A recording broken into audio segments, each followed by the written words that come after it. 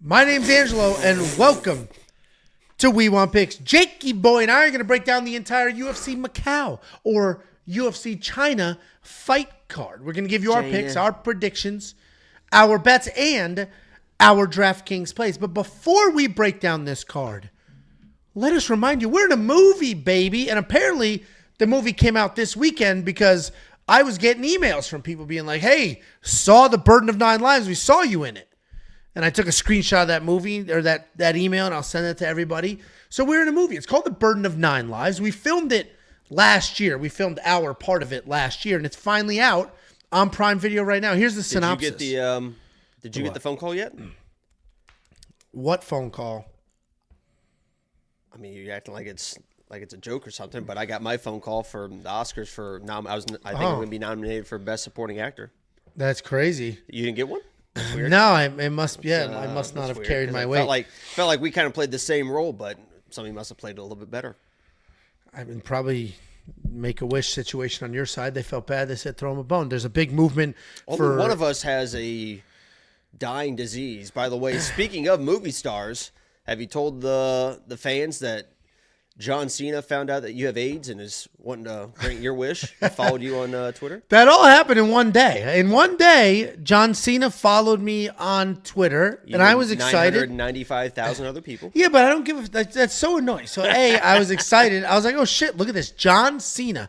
Or somebody on his team. I understand it's not him. But somebody... They came across the timeline. I think he woke up. I think he was sitting in the ice bath in the morning, getting ready to start the day, scrolling through Twitter, and he's like, this seems like a good follow here.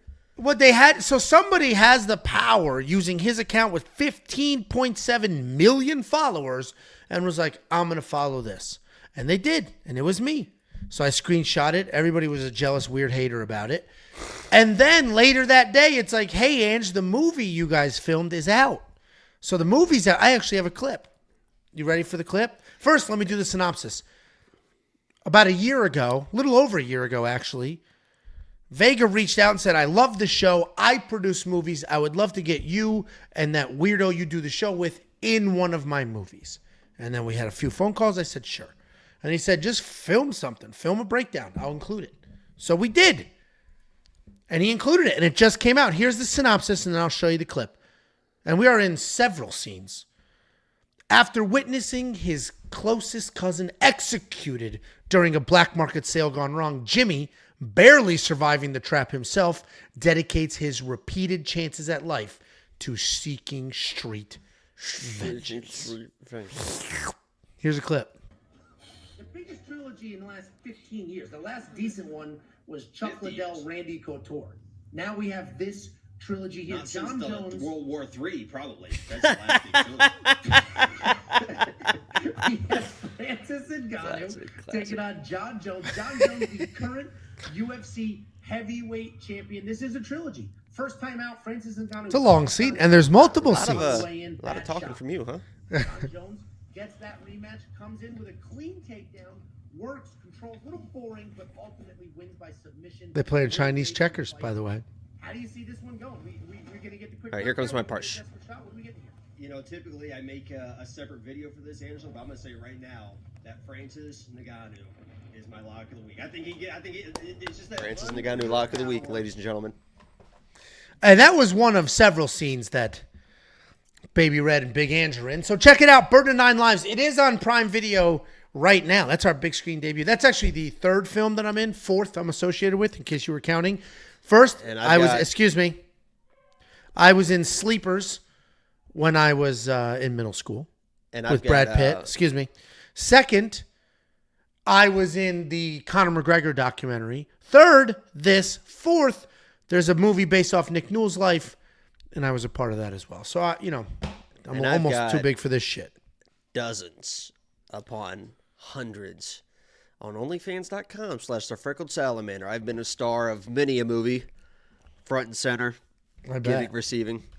What was that one movie where you walk in the kitchen and the guy pops up and he has you sit down and he like introduces himself? He's like, "Oh, you're here to meet a 12-year-old girl, right?" And you're like, "Oh, what was that movie?" I saw that. What was that on? Well, you were in that one too, guys.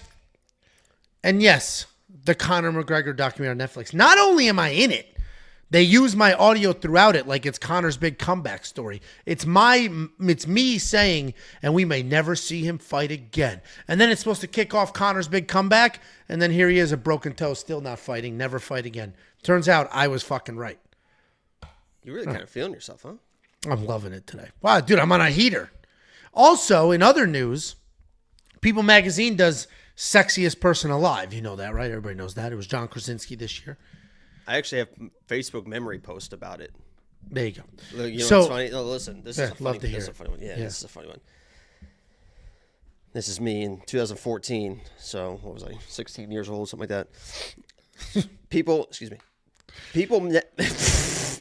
People Magazine named the sexiest man alive, but they spelled my name wrong and have an incorrect photo.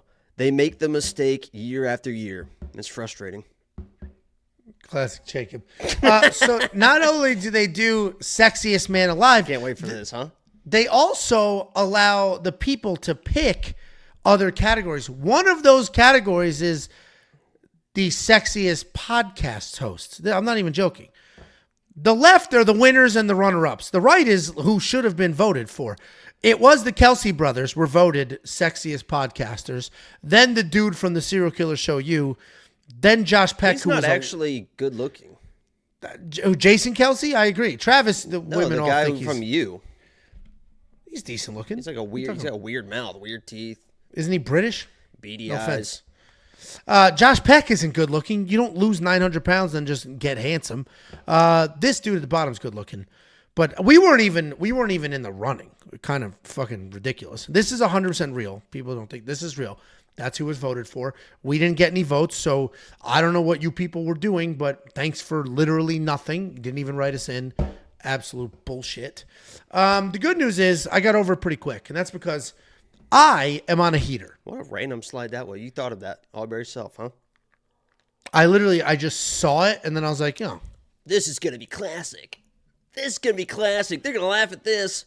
No, I was serious. Well, what the fuck? How are we not including it? That's a real knee slapper I've got for them. I can't wait to railroad one of your jokes.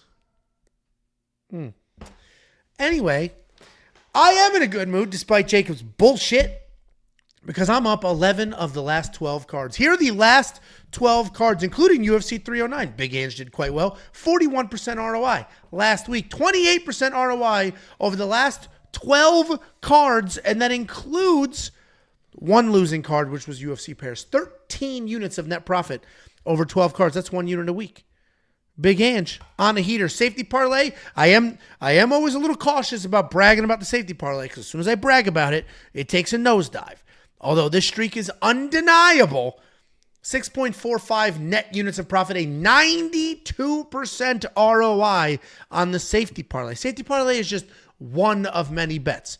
We've had weeks where the safety parlay saved us. We've had weeks where the safety parlay missed and everything else did well. Overall, though, the safety parlay is the single most reliable bet in this space. That is undeniable. It is included in premium membership. And if you want to unlock the safety parlay for this week, you can do so now. WeWantPicks.com. Click Become a Member. $10 for an entire month. That $10 will include UFC 310. We also had the best DraftKings ownership projections on the planet last week as well. We have the best DraftKings ownership projections on the planet every single week. There are people, squirrels, rats, if you will, running around pretending they have the best DraftKings owner projections. They don't. Here's the numbers right here, right smack in front of you. We also have the best research tools on the planet. Not everybody just wants some copy-paste bets. Oh, Billy. Some people want to do their own research. Some people have their own picks and bets and then want to validate them with other information. The data analyzer is one of many tools included in premium membership. It's only $10. What are you laughing at? Can you just keep going? Meatball said $10 a month and you won't get some nerd reading Tapology. Meatball gets it. Yeah, but listen, you're going to get a whole bunch of stuff. Data analyzer has tape index in it. Future events, anything you could ever want or need in one tool. DraftKings Optimizer, this is preloaded with the ownership projections that we touched on earlier. The line movement tracker is going to give you opening odds, current odds, win probability, line movement for every fighter on every card. You're going to get the Prop Hunter, a curated set of data specifically designed to help you find your prop bets. And you're going to get more than just beautiful me, okay-looking Jacob. You're going to get Artem, a gentleman from New Zealand, with the head the size... Oh, New Zealand. I'm from New Zealand. Look at me. Oh, I love rugby. ...of a cantaloupe, and an artificial intelligence picking fights based solely off of historical data. Every single one of these freaking things included in one beautiful package for only $10 an entire month. And finally, and then I'm done, I promise. $4.99 from Dick Fontana. We appreciate you, Dick. Thank you, Dickie. And finally, here's the address if you want to send something. We did mail day for the vlog. The vlog should be out by now, but Drew, the editor, said he's been getting a blue screen of death. I don't know if I believe him or not. We'll see what happens when that comes out. But in that vlog, you'll see we do them. Yeah, see, that's the problem, Drew. People forget that it even exists because it takes so long to get out. Okay? All right. Anyway. Sorry, Drew. He just does such a phenomenal job, which is what Drew. makes it so damn tricky. Anyway, if you do want to send I put together an entire Lock of the Week highlight video in like 2 hours.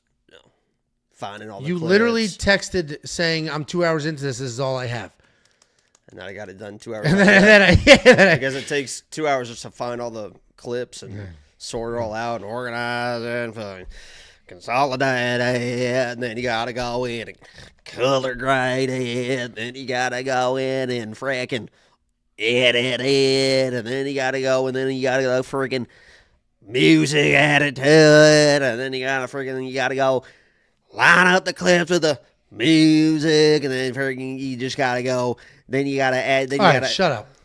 I never know when he needs me to tell him to shut up or when he's just gonna finish on his own. Here's the address. You want to send something for mail day? We want picks. PO Box 406, Prosper, Texas 75078. Couple of super chats. Jewi, $2. Yanez is finna get smoked. Jacob, you know better. Palm emoji. I literally called that fight. When I was going through the rankings, I was like, who, because we knew we were going to have Yanez on, so I was thinking about, like, who can I talk to him about opponents and who I think would be good for him.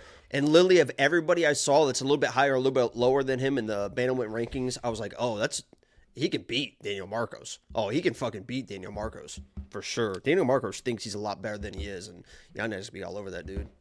There you go. And then $2 from Philip Bacon. He forgot to do a comment, but then this is his next one, so this is probably it. My ROI went through the roof from UFC 309. Thank you, people. Jakey boy, anything for us before we move on and break down the entire card? Yeah, first of all, this card, and I kind of talked to Angel about it a little bit beforehand, but doesn't really interest me. There's a few matchups or whatever, but this was definitely a tough card to research. And honestly, it was a tough card to research too, because I am going to be in a good mood tonight. I'm probably going to be a little bit off the walls a little bit, but that's because I have a new outlook on life, Angelo, as you very well know from the incident today. And this is 100% serious. Everything I tell you is 100% real. This isn't fabricated or made up or anything. I nearly died today. I cheated death today. I can't really get into the details of the event. And again, sounds made up, but it's not made up. I can't get into the details of today because of legal reasons, all this stuff. But this morning, around 9:30, I was in the emergency room. I was taken back, had surgery. I talked to the doctor after surgery, and I was like, how close was I to, basically dying? And I mean, he was like, it was about, you're about this far from dying. So great outlook on life. Definitely appreciate you guys. Thankful to still be here. And this sounds made up, but I literally was in the emergency room, nearly died this morning, really bad laceration, had surgery. So I appreciate you guys. Glad I can still be here. Cheated death, and just thankful to be alive. Jacob bumped his head on the kitchen cabinet.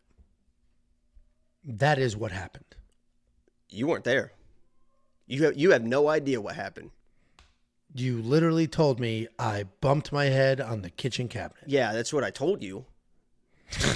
You were not there. Listen, if there's a situation where, if there's a situation like a gang war, right, and you know who acted on you, you don't call the cops, right, Angelo?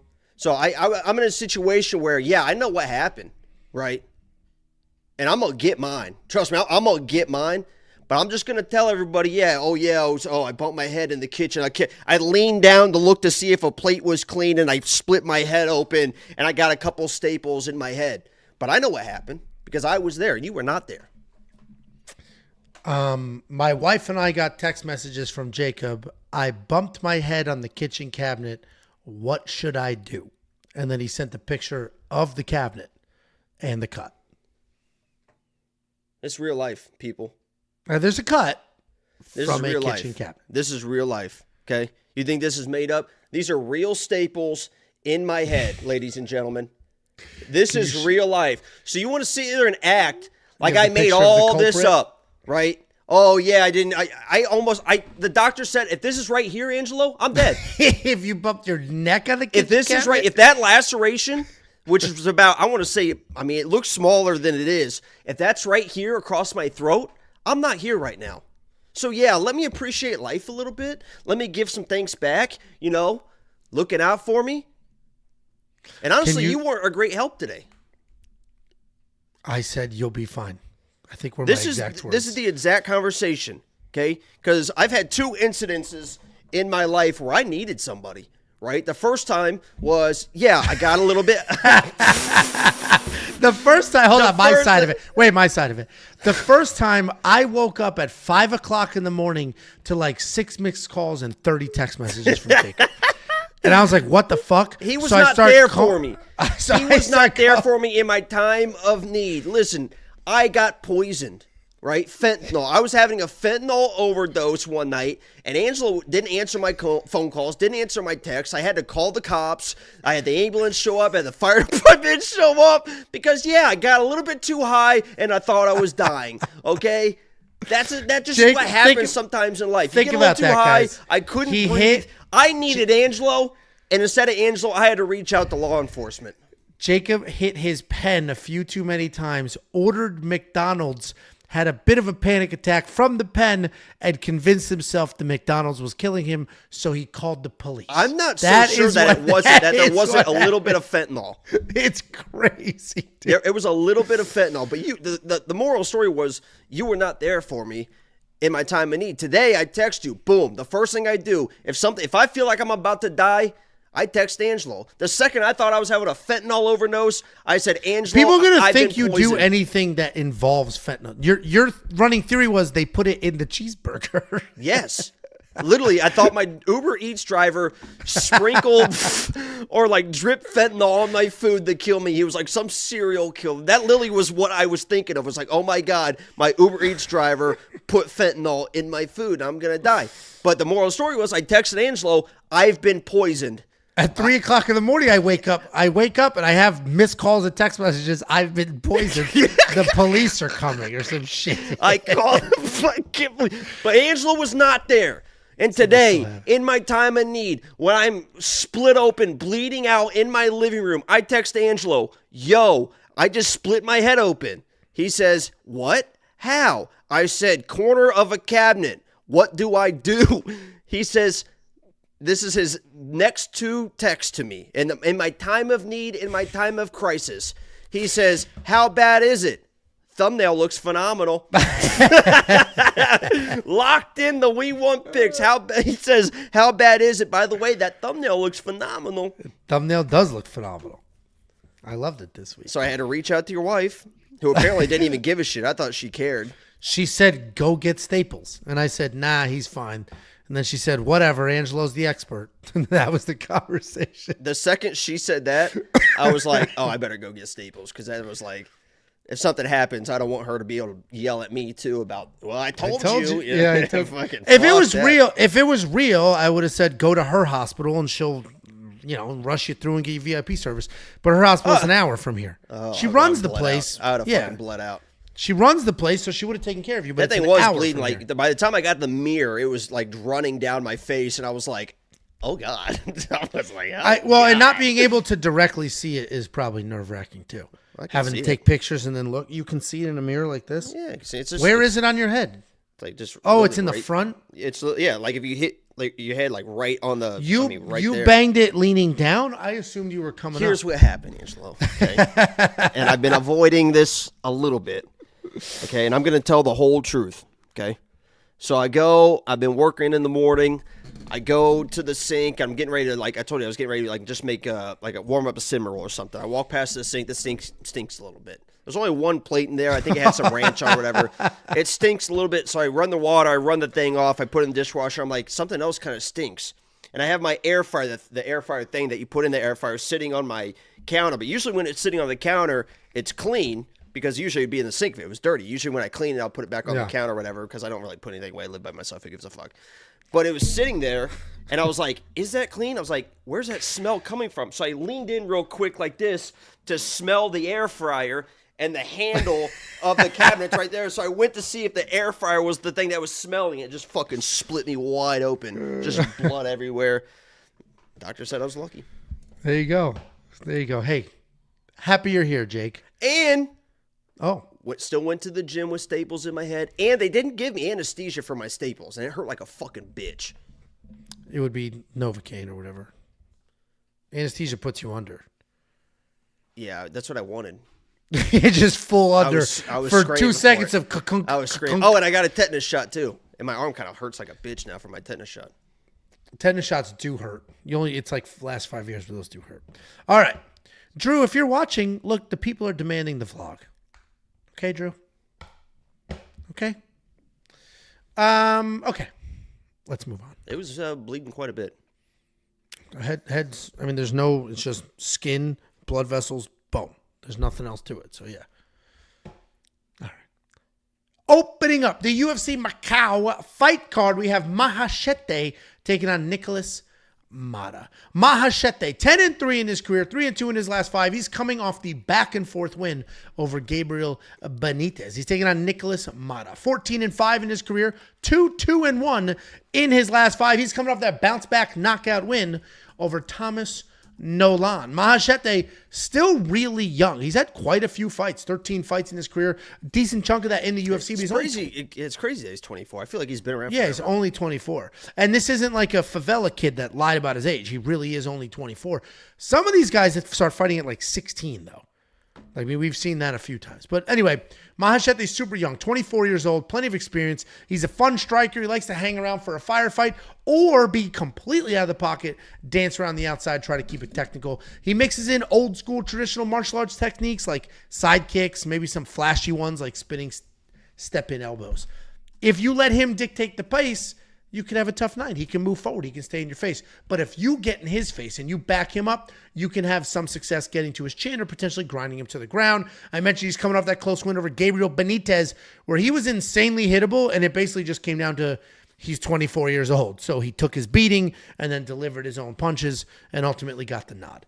Taking on Nikolas Motta. Nikolas Motta is a pretty good striker. He's explosive, athletic, moves really well, has good speed, good diversity in those strikes. Solid takedown defense at 82%, and that gives him the comfort he needs to stand there and bang. He does a pretty good job being patient and then pouring it on when he sees an opportunity. He's coming off that early knockout win over fellow prospect Thomas Nolan. Obviously, this is in China, so there may be some homer decisions on this card. We don't come here very often, so it's really hard to tell what we're going to get as far as judging and those pieces are concerned.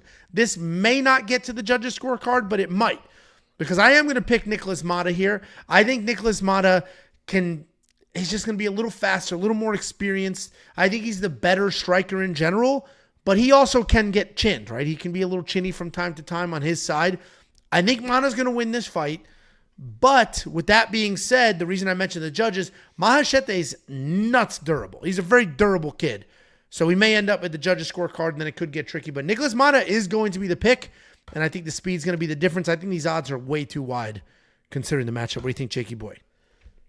Yeah, I think one of these guys is going to knock the other person out. And honestly, I think it's going to be Nikolas Motta with the knockout on Maheshate. I think the speed is there. And this dude, I mean, this dude it is crazy how heavy his hands are. I mean, he has like 185, almost 205 power at this lightweight speed. It is absolutely crazy. He actually is very, very close to being basically 4-1 in the UFC with 4 first-round knockouts. He was obviously fucked a little bit by Trey Ogden, but I mean, he had Torres hurt. I mean, he landed a good shot a couple times on Torres. It really changed like the attitude of Torres. Like Torres was loosey-goosey. He hit him with a couple shots, and Torres like, oh my God, I got fucking locked in. Same with Jim Miller. Jim Miller, we know, is a pretty durable guy. He hit him with the right hand that really sent Jim Miller off balance. I think any other people except for those people might get knocked out. Obviously, the other 2 people that he found the chin, he knocked them out. And we got to listen to sometimes, Angelo, the universe is telling us something. Mm-hmm. Sometimes the universe sends us signs. Right, we all watched Mike Tyson get robbed in that decision versus Jake Paul. I thought it was pretty clear that he won that fight. Right, I did have money on Mike Tyson money line and Mike Tyson by points, but bias aside, I thought he won that fight. We have Nikolas Motta. You have Iron Mike Tyson. We have Nikolas Iron Motta. He said he wants to be like the Mike Tyson of the UFC, basically, and he fucking fights like that, man. He is a great counter striker with that left hand, and you have this young kid, 24 years old, who already likes to get in firefights. He likes to be the pressure fighter. Now he's fighting in front of home fans in China. I think that is almost, people talk about home field advantage. I think the home field advantage is a disadvantage here. I think he's going to be way too wired up, come in a little bit too fast and heavy, and Motta's going to be there. He's got fucking heavy-ass hands. So I'm going Motta here, my Brazilian brother, to get it done, Bubba. Yeah, I mean, I picked him too. I get that he can knock out Maheshate. He hits like a freight train. But Mahachete's tough. We've seen him take wild beatings. He got knocked down 3 times by a pillow-fisted fucking Slava. Rafa Garcia beat the piss out of him too, and he didn't go He got anywhere. knocked down and put out by fucking Slava. Anyway, I do. We're both on the same side here. It's I do. The round line can be tricky. I think it's a 1.5 round line, so the over could be nice as well. $8,700 in DraftKings Fantasy. All right, I'm kicking this nerd out. Fucking crybaby bitch. $8,700 in DraftKings Fantasy for Maheshate. You're going to need a whole lot out of Maheshate here, which you might get because Nikolas can get hit.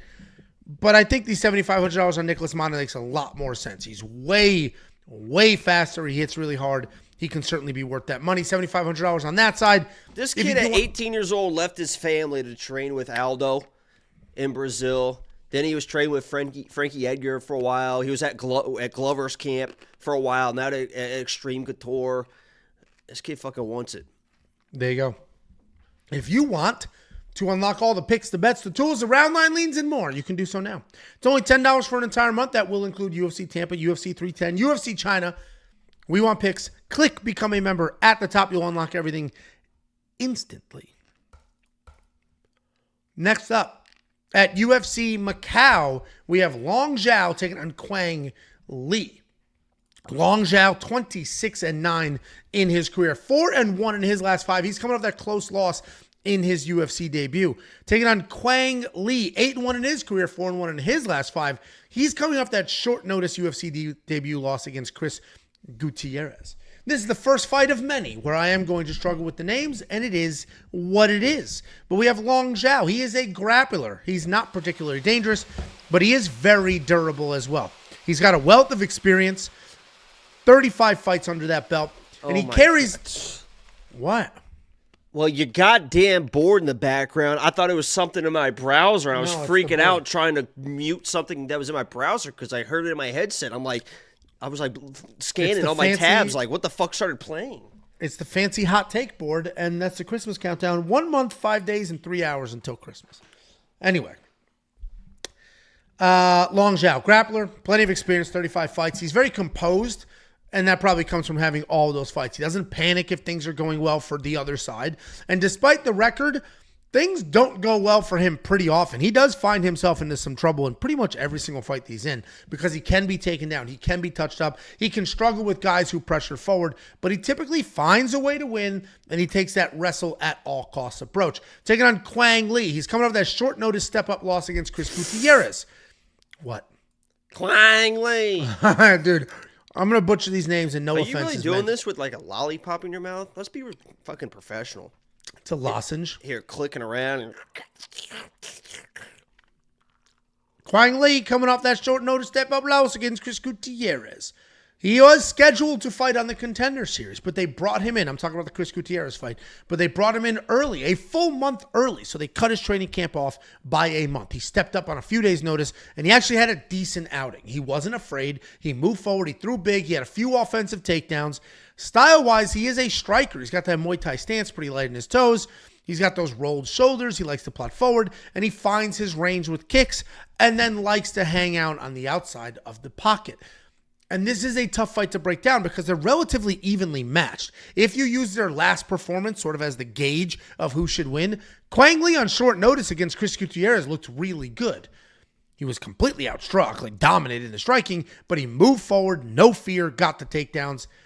I think if he does that in this fight, he can have some success. Ultimately, though, I'm picking Xiao because what didn't go well for Quang was the striking. And while he moved forward without fear, his face was absolutely dotted up. I think the nonstop wrestling from Xiao is going to be able to get Quang Lee out of sorts. He can land his own strikes, get the takedowns, and Quang's never going to be able to settle in. So Long Xiao is going to be the pick.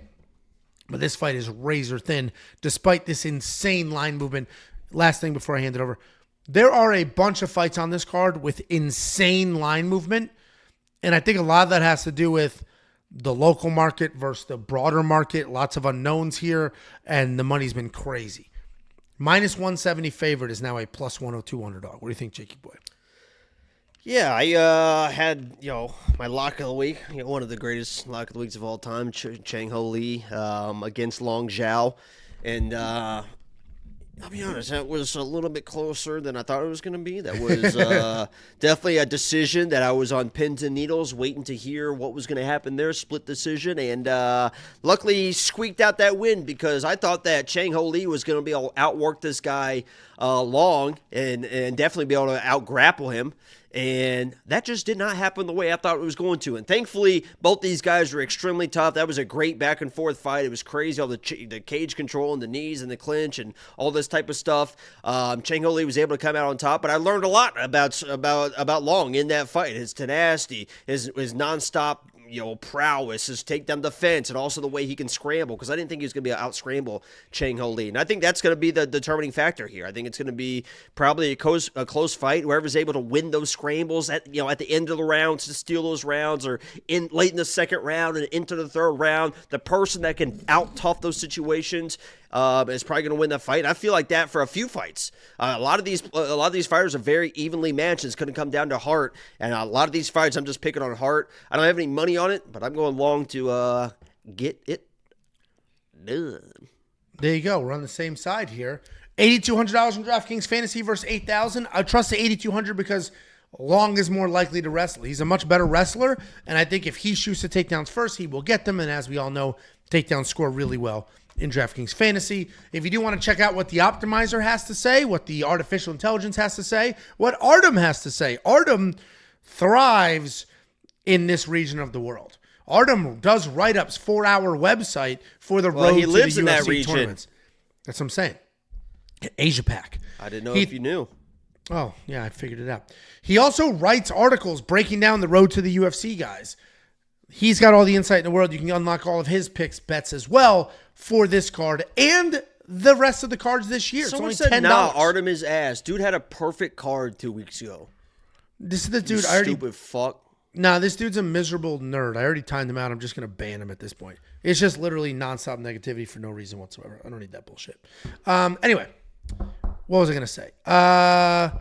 Unlock all the picks, the bets, the tools, and everything else. It's only $10 for an entire month. That's going to get you this card, UFC 310. That's going to get you UFC Tampa. What I will say, this card is in the middle of the night for the UFC's biggest market, which is the US. A lot of others will be able to get to watch it full day, in the middle of the day, no big deal. And that's great. If you are in the US, as much as I want you to sign up for premium just for this card, don't. Take your time. Sign up for UFC 310. You're going to get Tampa. I've been killing it lately. Don't bet on fights that you're going to be asleep for. That's crazy. That's crazy work. Don't just wake up to lost bets or won bets. Who's going to be asleep for this card?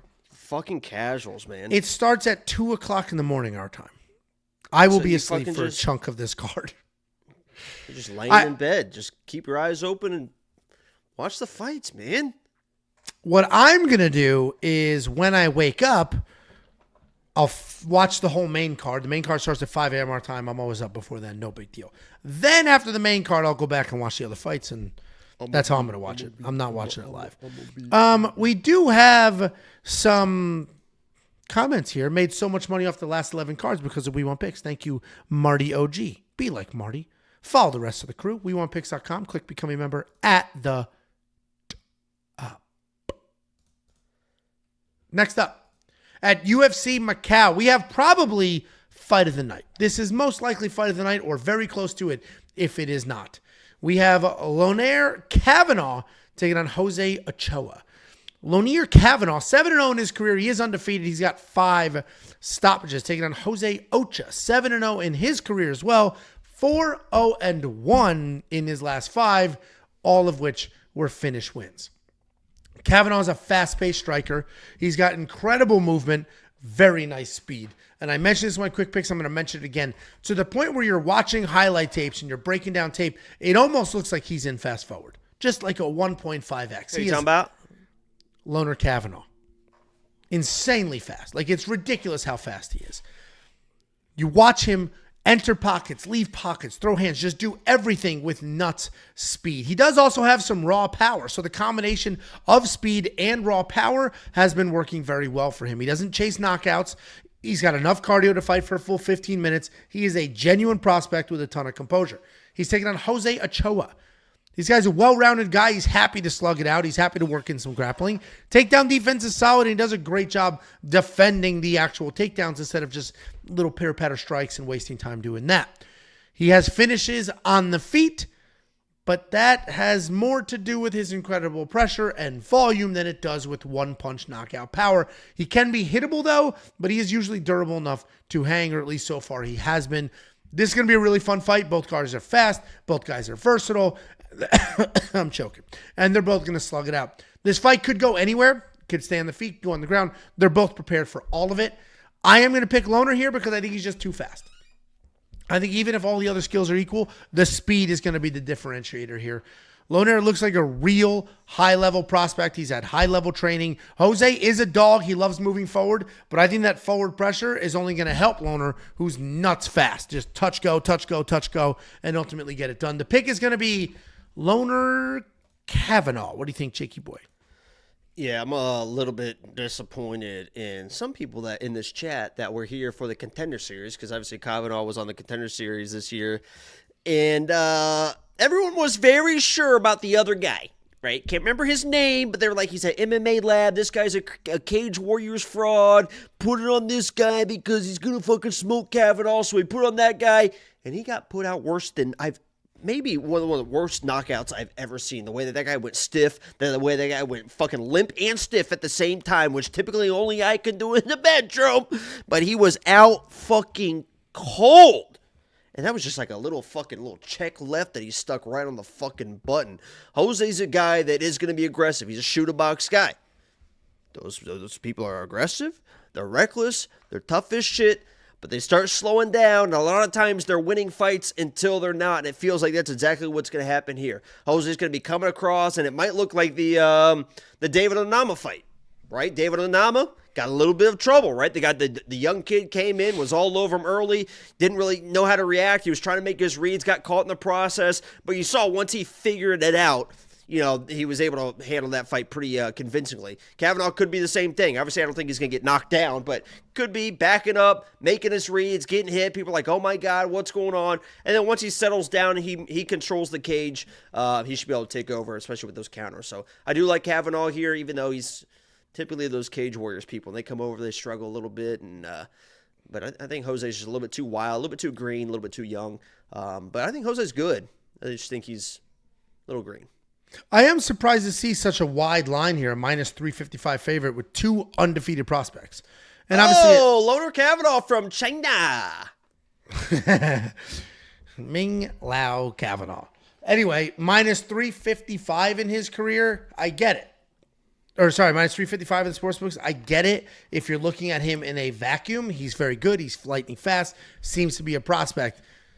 But it's two undefeated, untested guys. I am surprised that those are the odds, but that is what they are. If you want to check. Okay, I'll just sit here in silence while you check something. Yeah, don't mind. Thank you. Loner Kavanagh.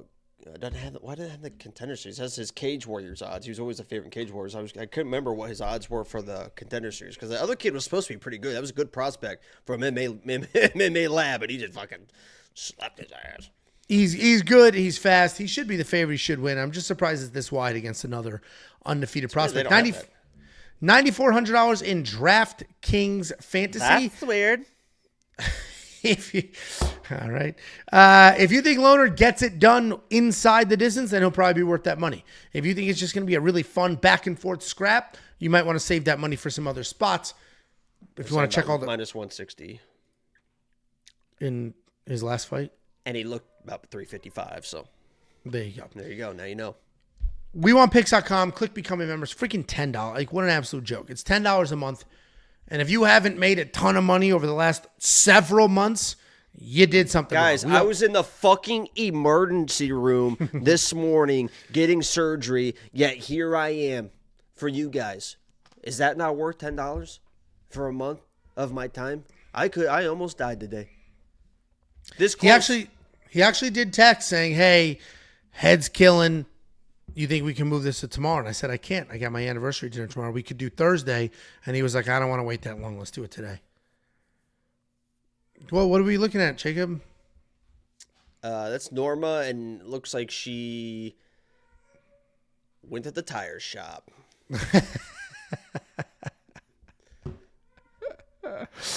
There you go. Top heavy and back heavy, Norma Dumont. Marty OG again. Guys, for real though, if you aren't on premium yet, these boys are the most deserving trio in the business. Trio Artem's included in that. Nobody offers the same quality, analysis, tips, tools, and Jacob is the most entertaining man in MMA. Appreciate Jacob that. also is recovering from, is that a vagina? We can't put stuff like that on here. All right. Oh, all healed up. So happy for you. Next up, at UFC Macau, we have Carlos Hernandez taking on Tumendemberel. Ooh, that wasn't so bad. Carlos Hernandez, 9-4 in his career, 2-3 in his He's last from 5. Chicago. He is riding back-to-back. I know, there's the American flag there. Back-to-back losses. Taking on Tumendemberel. I had it the first time. He is undefeated in his career. He has 7 full-blown stoppages in 8 fights. Carlos Hernandez, he's a grappler. Striking is just okay. He's got solid accuracy with the striking and some deceiving power. He's not the most technically sound guy, but he's got a good enough jab that he'll pump. He's got a straight right that falls right behind it. He's another one of these guys that has really good BJJ, slick BJJ and scrambles, but doesn't really have the ability to get it to the ground because he doesn't have wrestling. He'll take shots, but they're usually stuffed and he ends up working with upper body. He has been known to throw up some Hail Mary submissions like fine triangles, and he is coming off that decision loss to Rai Tusura. He's taking on Nyam. We're just going to say Nyam. Powerful striker, has a wide base. He just bombs punches. He uses a very long step-in jab to close the distance, and then he swings absolutely wild. He has no problem with a dirty pocket fight, but he can be hit, and he doesn't have the best striking defense. He's always moving forward, always doing something. He is undefeated. 7 stoppages, relatively untested. I am picking Carlos here. I think a lot needs to be said about fighting in the octagon under the UFC umbrella, fighting other high-level people in that environment. And yeah, he hasn't had like an insane amount of success at the UFC level, but he's there. He's done the walk. He's been in the locker rooms. He's filled out the paperwork. He's done all the things, and I think that gives him a little bit of an edge here. I think that he has fought the higher level of talent. Nyam is talented, but I also think he's going to get frustrated when this fight goes a little long. Carlos should take over from there. He's a somewhat durable guy. He's going to hang. He's not going to quit on himself. I'm not betting on this fight. That would be a crazy thing to do, but I am going to go with Carlos Hernandez here, and we'll find out how good Nyam actually is because this is his first high-level fight. What do you think, Jakey boy? Yeah, I like this guy. You know, not the Carlos guy, the other guy. I like him. He hits hard. And I believe that Carlos is going to get in trouble on the feet because this guy honestly just kind of doesn't give a fuck. I mean, he just comes across the cage. He swings some wild, heavy ass shots, and I think if he lands it on Carlos, he's going to be able to put him out. I mean, we saw Tatsuro Tairo, just a nice little clean right hand. Put this guy down and out. I think the same thing could have happened here, but I've also seen this guy that's not Carlos in a tight fight, right? We've seen him kind of go through the adversity of a close fight, of a back and forth. So I was able to see not only like an early finish, this guy that's not Carlos, but also I've seen this guy not Carlos like go through it and have to tough out situations and win rounds and get those takedowns and win those scrambles. And while Carlos is that veteran that has shown that he can make these fights definitely close, right? And he can tough out some of them. I think this guy, not Carlos, is just going to be able to win those battles. Get the fucking, damn it, you asshole. Why'd you fucking laugh? I was going to get through the whole thing without laughing by doing Just that. saying not Carlos over and over and over. I think he wins. Yeah, I mean, it's a tough fight. I'm not betting on it. This is another. Oh, I bet it. Oh, congratulations. If you want to check out that bet, you can check it out now. Premium, WeWantPicks.com. It's only $10 Look at this guy. for an entire month. Look at the odds. The odds are insane here. Did you pick Absolutely. Carlos? I picked Carlos, but I said it's crazy. I'm not betting on this fight. Idiot. But look at the odds. What We a have fucking idiot, dude. Honey, come here. What? If there was a woman there, you wouldn't be bumping your head into the cabinet because your sink stunk so bad you need to investigate. You say there's not the woman there's not would be a in the woman. kitchen, Angelo? I'm saying you wouldn't be able to. I believe in the power of women. I believe that they should be able to do whatever they want to do, get whatever implants they want to get. I have no issues with anything. Go find a job. Go hang out with your friends. I love the freedom that women Bring are the able to friends have over. in this year 2024, almost 2025. I encourage it. Me as a boyfriend is one of those people that I'm here when you need me. But if you want to be somewhere else, baby. It's cool, man. I don't give a fuck. You want your freedom. But when you come home, when you're ready for me, I'm going to be there for you, right? I'm going to be there to hold you. I'm going to be there to kiss you, right? You want to go to the bedroom, right? You want to go in the shower, hot tub, maybe jacuzzi. What are we doing? Put the jets on high, flip it around. You know, I'm there for you. Hit me up. There's the Instagram. It seems like you've given them quite a bit of freedom, so much so that Do it. they haven't flown. Yeah. They haven't Do it. flown back to Say the coop. Say it and feel good about it. I did Because yeah, I know will. it's coming back for you. Right? I just cheated death once again. You think how much karma do I? How much good? This is how you know I'm a good person. Cancer survivor. Boom. I get my head Sun allergy. slammed. I get my head slammed by God knows what into the fucking boom. And if it was right here, I'm dead. Boom, survived again. I know I'm a good person because I keep surviving these events. You? Hurricane. Little high blood pressure is about to take your ass out. I don't have high blood pressure. I'm You good to don't go. have high blood pressure. I got my blood pressure taken today. You know how they did it? They put the thing on, took it off, didn't say anything. When you got your blood pressure taken, Angelo, they put the thing on, took it off. Oh. That was after a night of drinking. It's a very different, a So you dehydrated confirm the night. story. A dehydrated night of drinking. Okay. Got it. Okay. We've got Dylan Summers got himself, I don't know if he donated or he was gifted the membership. He gifted one. He became one and then gifted one. It says Even underneath better. there, J.J. Evans was gifted a membership by Dylan Summers. Typically, it's somebody that's active in the stream. So, J.J., we know you've been active. We There you go. appreciate it. Say That's- something in the chat. All right. That's YouTube membership, not premium. Not that that's incredible. I just don't want people thinking that it's Oh, the and then same Dylan thing. said the Angelo age shit is getting old. Well, sorry, he's got a debilitating disease. I wish, Dylan, that we could was make he it just saying go it away. to you or the comment section? I think he was saying it to the comment section because that's what they're saying. I wish that we could make it go away. If there was a way, Dylan, if you got a fucking cure for him, we'll start. The second that he's cured, we'll stop talking about it. I'm training it away. Next up, At UFC Macau, we have Xiaocan Feng taking on Ming Shi. Ming Shi, 16-5 in her career, 4-1 in her last 5. She is on a 4-fight win streak. Xiaocan Feng, 10-2 in her career, 5-0 in her last 5. She is on an 8-fight win streak. Xiaocan Feng is a wrestler. She's going to shoot real takedowns. She's not going to rely on cage control, no trips, none of that nonsense. She is shooting full-blown takedowns and trying to force you to the ground so she can go ahead and get that ground and pound going.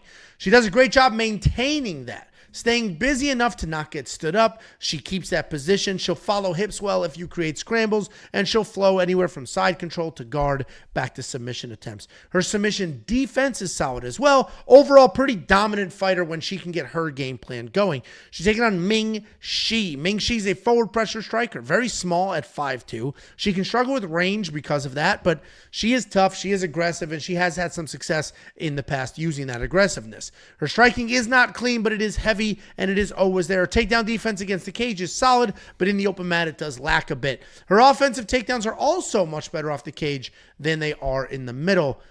Should be a pretty straightforward win. We got the biggest favorite on the... Oh, no, she's not the biggest favorite on the card. Quang is. One of the bigger favorites on the card, and I am very confident in her. I think Xiaocan Feng is going to be able to come forward, get the takedowns, and once it hits the ground, she's going to stay on top. The scramble skills aren't going to be there. So Xiaocan Feng is going to be the pick. Last thing I say, I do the graphics, and then I post them all to Instagram. And when I went to Ming Shi's Instagram so I could follow and post and tag, her handle is like @wrestlers or something like that. So you would think her, I had to check 5 times. I'm like, wait, is this the same person? Because she doesn't fight like a wrestler. Why is that in her handle? So anyway, just a little anecdote there. What do you think, Jakey boy? Do you know Seymour Butts? I do know who that is, yes. Nobody's Seymour. Listen, Ming Shi is she's a little piece, ain't she? Huh? She's happy. You said you're on the gram. She's a little piece, huh? I did not. Huh? Is it a provocative gram? I didn't peruse. I hit follow and then I tagged. I just think she's a pretty girl, Angel. I'm not taking it sexual. I'm not trying to be weird about it. I just thought that she was a pretty girl. Nothing against Feng as well. She's also a pretty girl, but this means she. Doctor, I kind of like the doctor nickname, right? I was in surgery today. You gotta follow. hey, you gotta kind of follow the signs, follow the universe. Sometimes, you know, I'm talking with doctors in the surgery room today, almost losing my life. Now I'm breaking down a fighter, the beautiful girl Ming Shi, whose nickname is the doctor. I'm just putting, you know, sometimes 1 + 1 = 2 here. So Ming Shi, if you're interested in becoming a citizen, let me know.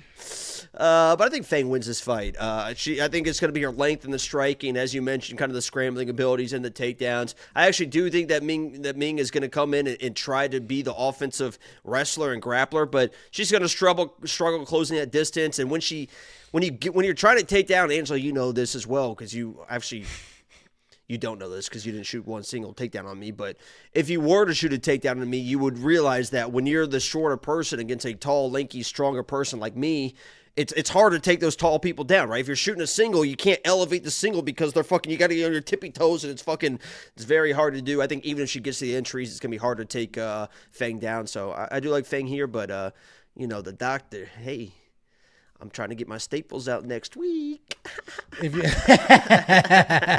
I need these staples out, Ming Shi. If you're interested, I mean, you take me out, or I'll take you out, and you take my staples out. We'll make it a deal. There you go. There you go. Jacob shooting a shot with Ming Shi. Although he picked the other side, that should be awkward dinner conversation. DraftKings Fantasy. Xiaocan Feng should be worth that $9,200. The non-stop aggressive wrestling, the control time, the busyness on top should be able to cover. My only concern there is she might quite literally get 3 takedowns, and that's it. 1 in each round, tons of control, and keep it there. I think she stays away from him. I think she keeps range and just pitter-pats for a win. You don't think the non-stop wrestler is going to wrestle?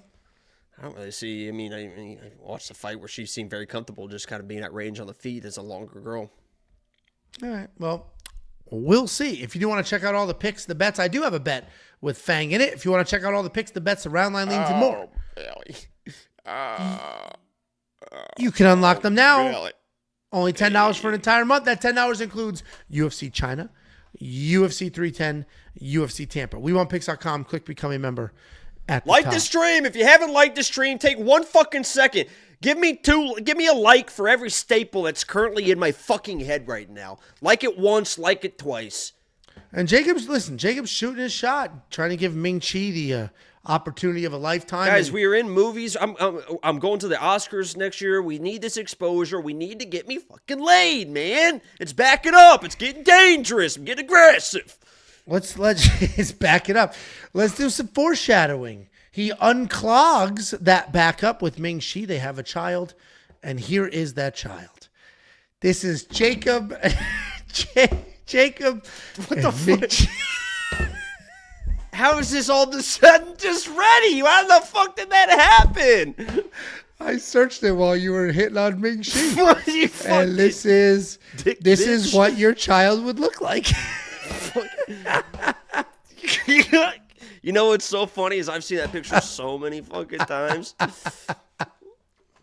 It's the perfect Asian ginger picture on the internet. If there's one thing that these pictures with my fucking staples in my head prove, it's that my hair is not fucking red. This isn't fucking red hair. It's fucking. That's pretty fucking red, dude. It's the tint of the camera. Look at it on fucking Instagram. It's brown ass hair. Well, let's all root for Ming Chi, Jacob, and their future child in this mugshot. And we do have a 10 spot from Teflon. Teflon said, I won $20K these last 3 weeks from your picks. Here's a token of my appreciation. Thank you, Teflon. I didn't appreciate that. Off record. I didn't appreciate that. Well, that was on record. I'm saying off. If we could do this off record real quick, I would. But everything we're doing right now is on record. But I would like Everybody- it off record to say that I did not appreciate that. I On can't record, that was hilarious, Angel. Off record, I did not appreciate that. Oh, fair enough. Okay. Got it. When's the last time you had staples? Because I can arrange it. Okay. Why don't we fist fight? Well, You picked the down day and and out time. right now. Sorry, Oh, I yeah. would literally. Oh, You know what's right so there. funny about this? As I have been. God, Angel, I've been training so hard the last few months, ready for this because you always said any place, anytime, whatever.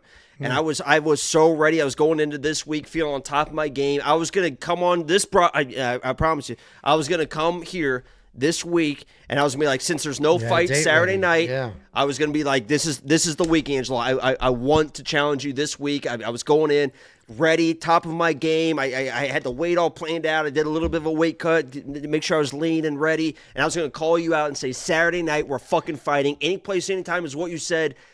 And now I got staples in my head. I So can't do it. close. Yeah, you were right there. Right there. We'll have Damn to it, reschedule man. it. God, I felt good about it too, man. God, Yeah. I felt. You don't know what was coming. You don't fucking know what was coming for you, man. I'm God, just so glad because I feel like you were gonna black out and then anything would happen. if only I didn't have these staples. Damn it. We'll just have to wait a week. No, I mean I know the staples. I know the staples come out next week, but this is a deep scar. That I don't know. It's Well, gotta the be best part months. is there's a couple of week break between the end of this year and the beginning of next year. We'll have plenty of time to film content. When I had cancer on my face. I mean, this was months and months of before it actually was like fully closed. So the top of my head, I mean, that's the target zone. I mean, the way that I'm usually boxing like Yeah, this. you do get lit up in the head. That is correct. It's is correct. geez, months, man. I think, God, I don't know when we can do it again. Well, I'll be ready when we can. Next up at UFC Macau, we have Kiru Sahota. And which is so funny is somebody commented, I came here for the pronunciations and Angelo turned Kiru into a Japanese man. I don't know how to say Sahota without it sounding Japanese. Nope, that's Japanese. See? He's Indian. So good luck. Kiru Sahota. 12-2 in his career, 4-1 in his last 5. He is riding a 3-fight win streak, taking on Dong-Hoon Xiao, 8-0 in his career. He is undefeated with 5 decisions. Kiru Sahota is like, the comparison I made is Dalsim from Street Fighter, the crazy long guy. And that's how he fights. He's insanely long, and when he throws out the jab and he throws out the kicks, he looks even longer. He bounces on his toes. He cuts the cage off really well before planting and then throwing head kicks, body kicks, working from there. His takedown defense is solid because he does a good enough job. Who is that? What is happening? Whoa, don't get distracted, Angel. I am getting distracted. You're just holding things up. Who is that? Who is that? Who is that? You're holding things up to the screen. Whoa, who's that? Kiru's takedown defense is solid because he does a good enough job staying long and stretching you out so he can balance and defend. He doesn't have a ton of power. He's got some solid volume, and he uses length really well to touch you up and then do damage. He's taking on Dong Hoon Choi. He's a cautious striker with a wide stance and low hands. He can be a bit hittable, but is tough enough to survive. He works in takedowns well, but can struggle with control. His takedowns work for him because he's very hesitant on the feet. He almost lulls you into a false sense of comfort, and then he'll shoot a takedown out of nowhere. He's not particularly strong. He's not really fast. He's not powerful either, but he is tough. He's got cardio, and he can start to take over fights late. This is a road to the UFC tournament final, and I'll tell you right now, I'm loving a lot of the dogs in those tournament finals. I don't see why Choi is the favorite. He's a low-volume striker. He's got an occasional takedown or two. He bleeds with almost no contact whatsoever, just immediately cuts open, starts bleeding everywhere. I think Kiru's ability to do damage everywhere, to stay long, to be physically imposing, I think he can win this fight. And then obviously the judges' scorecards can be a little wonky here, but Kiru's going to be the pick. And I bet on him. I got him at plus 130. You picked and bet on Choi. Let's hear the breakdown. I didn't. What? I don't know where this anger comes from, Angelo. I almost wish laughing for no reason. Did it? I almost wish that at some point in your life you could experience the. I mean, it was sublime, to put it frankly, today of cheating. Just the death. bullshit staples, dude. I had 30 stitches right here above my eyebrow. 30. Love to 30. See You know how many picture to prove 30 that. is? There's a scar. What picture? I'd love to see a picture of proof. It's hard to see. Because There's a freaking scar right here above my eyebrow. Okay, well, here's my proof. I mean, here's my truth right here. Okay. Very easy. I'll ask Okay. my mother. Mine was when I was 10. My near-death experience. Well, when you were 10, there was not even a camera available. I mean, look at It was one of the, there. like, one of those. Stood behind a curtain. Honestly, that was clever, and those staples took out your sense of humor, you gimp. Let's hear the breakdown. Gidget. I don't know if we're going to get in trouble for those words or not. But Gidget is a character from a TV show. sounds pretty harsh. Okay, well, why don't we hear What are you going to do about that screaming child? In I can't believe you hear that dog. Dude, every time Tiff's not home, I got to lock that stupid dog up. Every time, let me get this straight. Every time your wife is not home, there is something screaming from the bedroom. Coming from the bedroom, correct? Yeah, Scout, the dog, is locked in my bedroom. Anytime your wife is not, I just want to lay this out. When the wife is not home, there is something that we don't know what it is screaming from your bedroom. It's a dog. You know what it is. You've met the dog many times, and he's I on don't all know the what it vlogs is right being now. very loud. I hear muffled screaming. I don't know what that is. I can't confirm what that is. I have no idea what that is. I hope It's it's the not. dog. I honestly hope it is. Right? I hope it's not what I think it is. Right? I hope it is a dog, Angelo. That is honestly my hope. But I'm sitting here right now with the facts, lining up some stories, and things are a little bit weird. That's all I'm saying. Okay. I like Choi in this fight. I think he's just going to be in my and tell me if you agree with this breakdown, Angelo. I disagree. I might fucking break your jaw next time I see you. Don't want to get the staples out of sorts. If this fight is cleaner, I feel like it favors Kiru. And if this fight gets a little bit squirrely up against the fence, there's some scrambles, and it's a high-paced fight, I feel like that favors Choi. Do you agree with that? Maybe. Kiru does a phenomenal job, even against the cage, defending takedowns. He's like squeezing in elbows, staying long. He does damage everywhere, and Choi bleeds constantly. But So I disagree. Sorry, we don't agree. Are you going to finish your breakdown, or are you going to pout that somebody who I has picked been Choi. picking and betting better than you disagrees with you? Oh, yeah? Yeah. How did your lock of the week go last week? Yeah. Because I don't won. have one, but the safety parlay Oh, has been so doing 0 quite and well. 0. Well, I was 1 and 0 last week. So neither one of us lost. How about the week before? How about, do you think that 7 in a row safety parlay, because 4 of those were plus money, do you think that closely Yep. compares to my 10 in a row streak for lock of the week? No, nothing compares to that. That was an incredible streak. But you're picking In multiple people a week, 2022. right? In 2022. That was impressive. Yes. I'm literally trying to give you props right now. You're still like throwing me under the bus for no reason. You were trying to give me props. You're trying to say your shit's better than mine. No, I'm saying I think it's. I think the streak was a fucking. Sorry, I mean I was fucking. Literally was like Oh, I was well, comparing thank it you to so the 10 in a much. row because I said a few of those were still plus money, so technically those are fucking hard to hit. Well, I appreciate you. 5,000 Norwegian francs or whatever the fuck that is. Thoughts on? Looks really Wait. solid on tape. He showed up late. He's showing up late. Wait, hold on. Hold on. We'll come back to this, Philip. I promise you. This is 500 American dollars. We will come back to this. Let's hold on. Let's close this out. Norwegian. Jacob and I are split on this pick. I picked and bet on Sahota. Jacob picked Choi. Not confident enough to bet.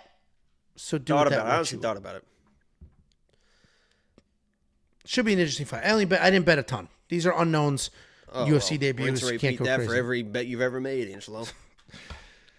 Now, Philip Lundstrom, 5,000 knocks. That is $500 US, I believe, according to the You sat there and you switcheroo did the calculator. currency, huh?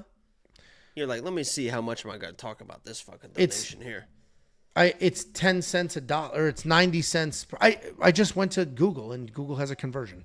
Anyway, the question was thoughts on Nyam. It's only $455. Get it off the screen. When you've got $500, come talk to me.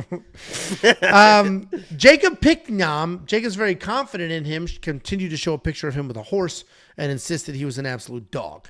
So Jacob loves the guy. Oh, that's the guy. Yeah, Nyam. Yeah, the rest of his name is Nam Tudabadidabadal. Honestly, I thought he was talking about like Tyson Nam and like just kind of. No, he's talking about Nam Terminendendal. I get it now, man. You don't have to mansplain it to me. I'm here. I'm locked in.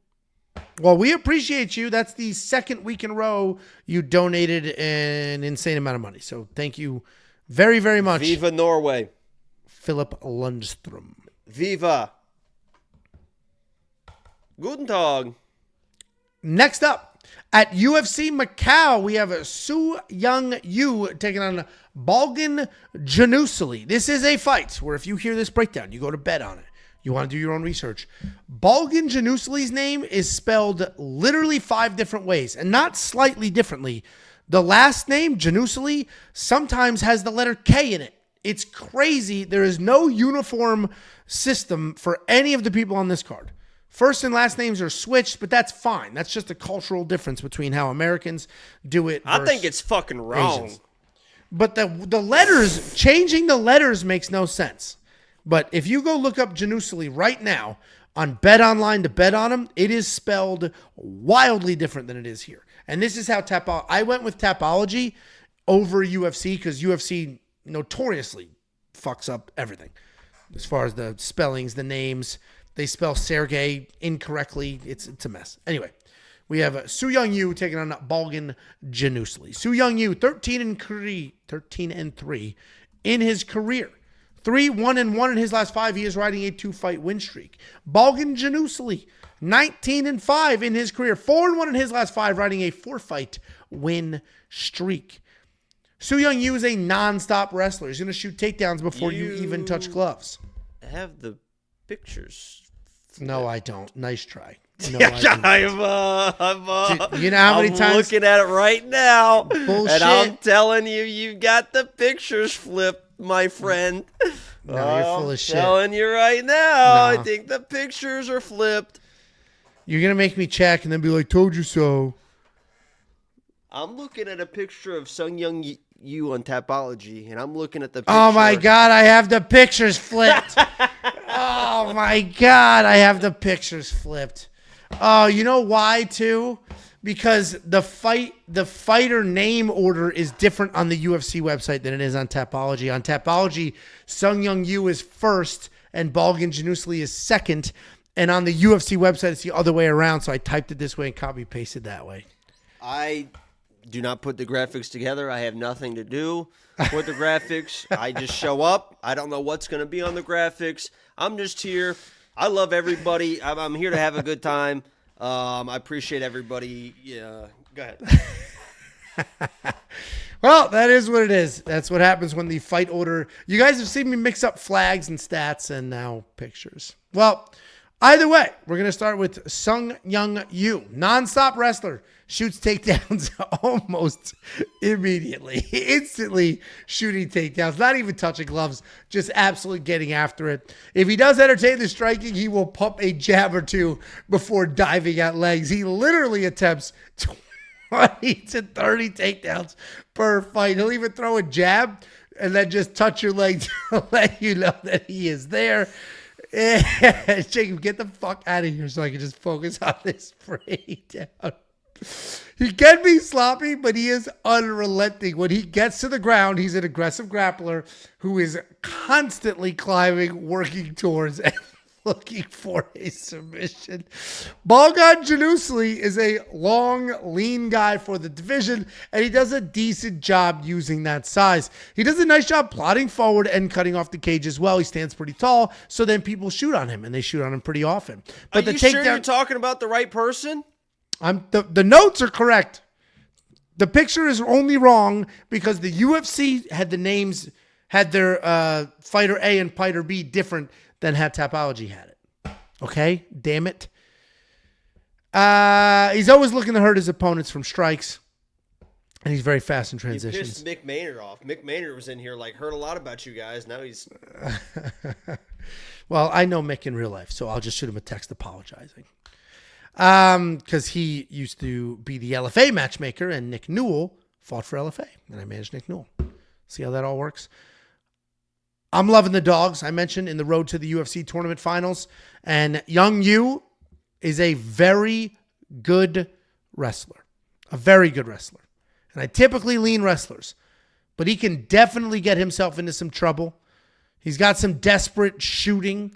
And while Jenisuly has those long legs that make him an easy target for takedowns, it has been like that his entire career. And he does a great job cross-facing, elbowing you, hurting you, kneeing you while defending the takedowns. Another fight that I just can't possibly bet on, but I am going to go with Jenisuly here because I think he's an absolute dog. And I think if he defends a few of the early takedowns, Yu's confidence is just going to plummet as time goes on. So Balgyn Jenisuly is the pick as the underdog. Jacob, what do you think? See? Look, now it's correct. See? Okay? See? It's just that one graphic that I had it wrong. Okay? All right? Can everybody relax? You see the difference? Okay? God. Jacob, who do you think wins this fight? I don't even know who the fuck these people are at this point, man. I'm sitting here so fucking confused. I was looking at the pictures and then I was looking, because unlike you, Angelo, I don't have anything written down. So I got to go off memory. Right now, after my near-death experience, and I have, a little bit of pain reliever running through my system, I'm sitting here and I can't remember a fucking shit fuck about nothing about either one of these fighters. I went to my page and I picked Jenisuly, so I picked Jenisuly, and I have no idea why the fuck I did. Maybe for the reasons that I did. He can defend some takedowns and make it an absolute scrap fight. So Jacob and I are on the same side. I can't remember anything. I'm looking at the pictures. I'm trying to be I'm looking at their Tapology. I remember watching this fight, but what happened in this fight and then this one? I'm done, man. I'm lost. All right. Well, what the hell was I going to say? Oh, we picked the same side. $7,900 in DraftKings Fantasy. The problem with Soo Young Yu being $8,300 in DraftKings Fantasy is that if he does get the wrestling game plan going, he will score insanely well. I just think that Balgyn is going to be able to make it dirty and gritty and turn it into something. So Balgyn's the pick. Not sure what to do with DraftKings Fantasy. No, these ones are right. Which ones? Wait, go back? Go Soo forward? Young Yu has the facial hair. Easiest way to do it. Go for Or actually, easiest way to do it is Jenisuly is from China. Yu is from South Korea. Oh, it's very. It was easy. Yeah. Well, those are the two flags. Oh, I guess I see. Yeah, never mind. I get the flags are on the right side. It's just the picture. The facial hair is for Su Young Yu. Okay, that's it. You have facial hair, so does you. Got it? Got it. See how I did that? Done. It's an awkward segue to promote premium because it would imply if Angelo screwed up the graphics, what else does he screw up? But nothing, because I am 11 and I'm 11 and 1 in the last 12 weeks picking fights. 11 and 1 in the last 12 weeks betting on fights. Safety parlay 7 in a row. WeWantPicks.com. Click becoming members. $10 an entire month. Greatest value in this space. Period. End of story. Yes, you. You know what I thought today? First of all, let me ask you a question. If you could have can you stop banging your fucking mouse? If you could have any superpower, what would it be? And I'll tell you one of the most underrated ones of all time. Any superpower, it would be... Besides, like, time travel, that's a little too much. But you can fly around, you can be invisible, all that other stuff. I'd be invisible. I'm a fucking gossip. I'd just be invisible, listen to everything everybody has to say.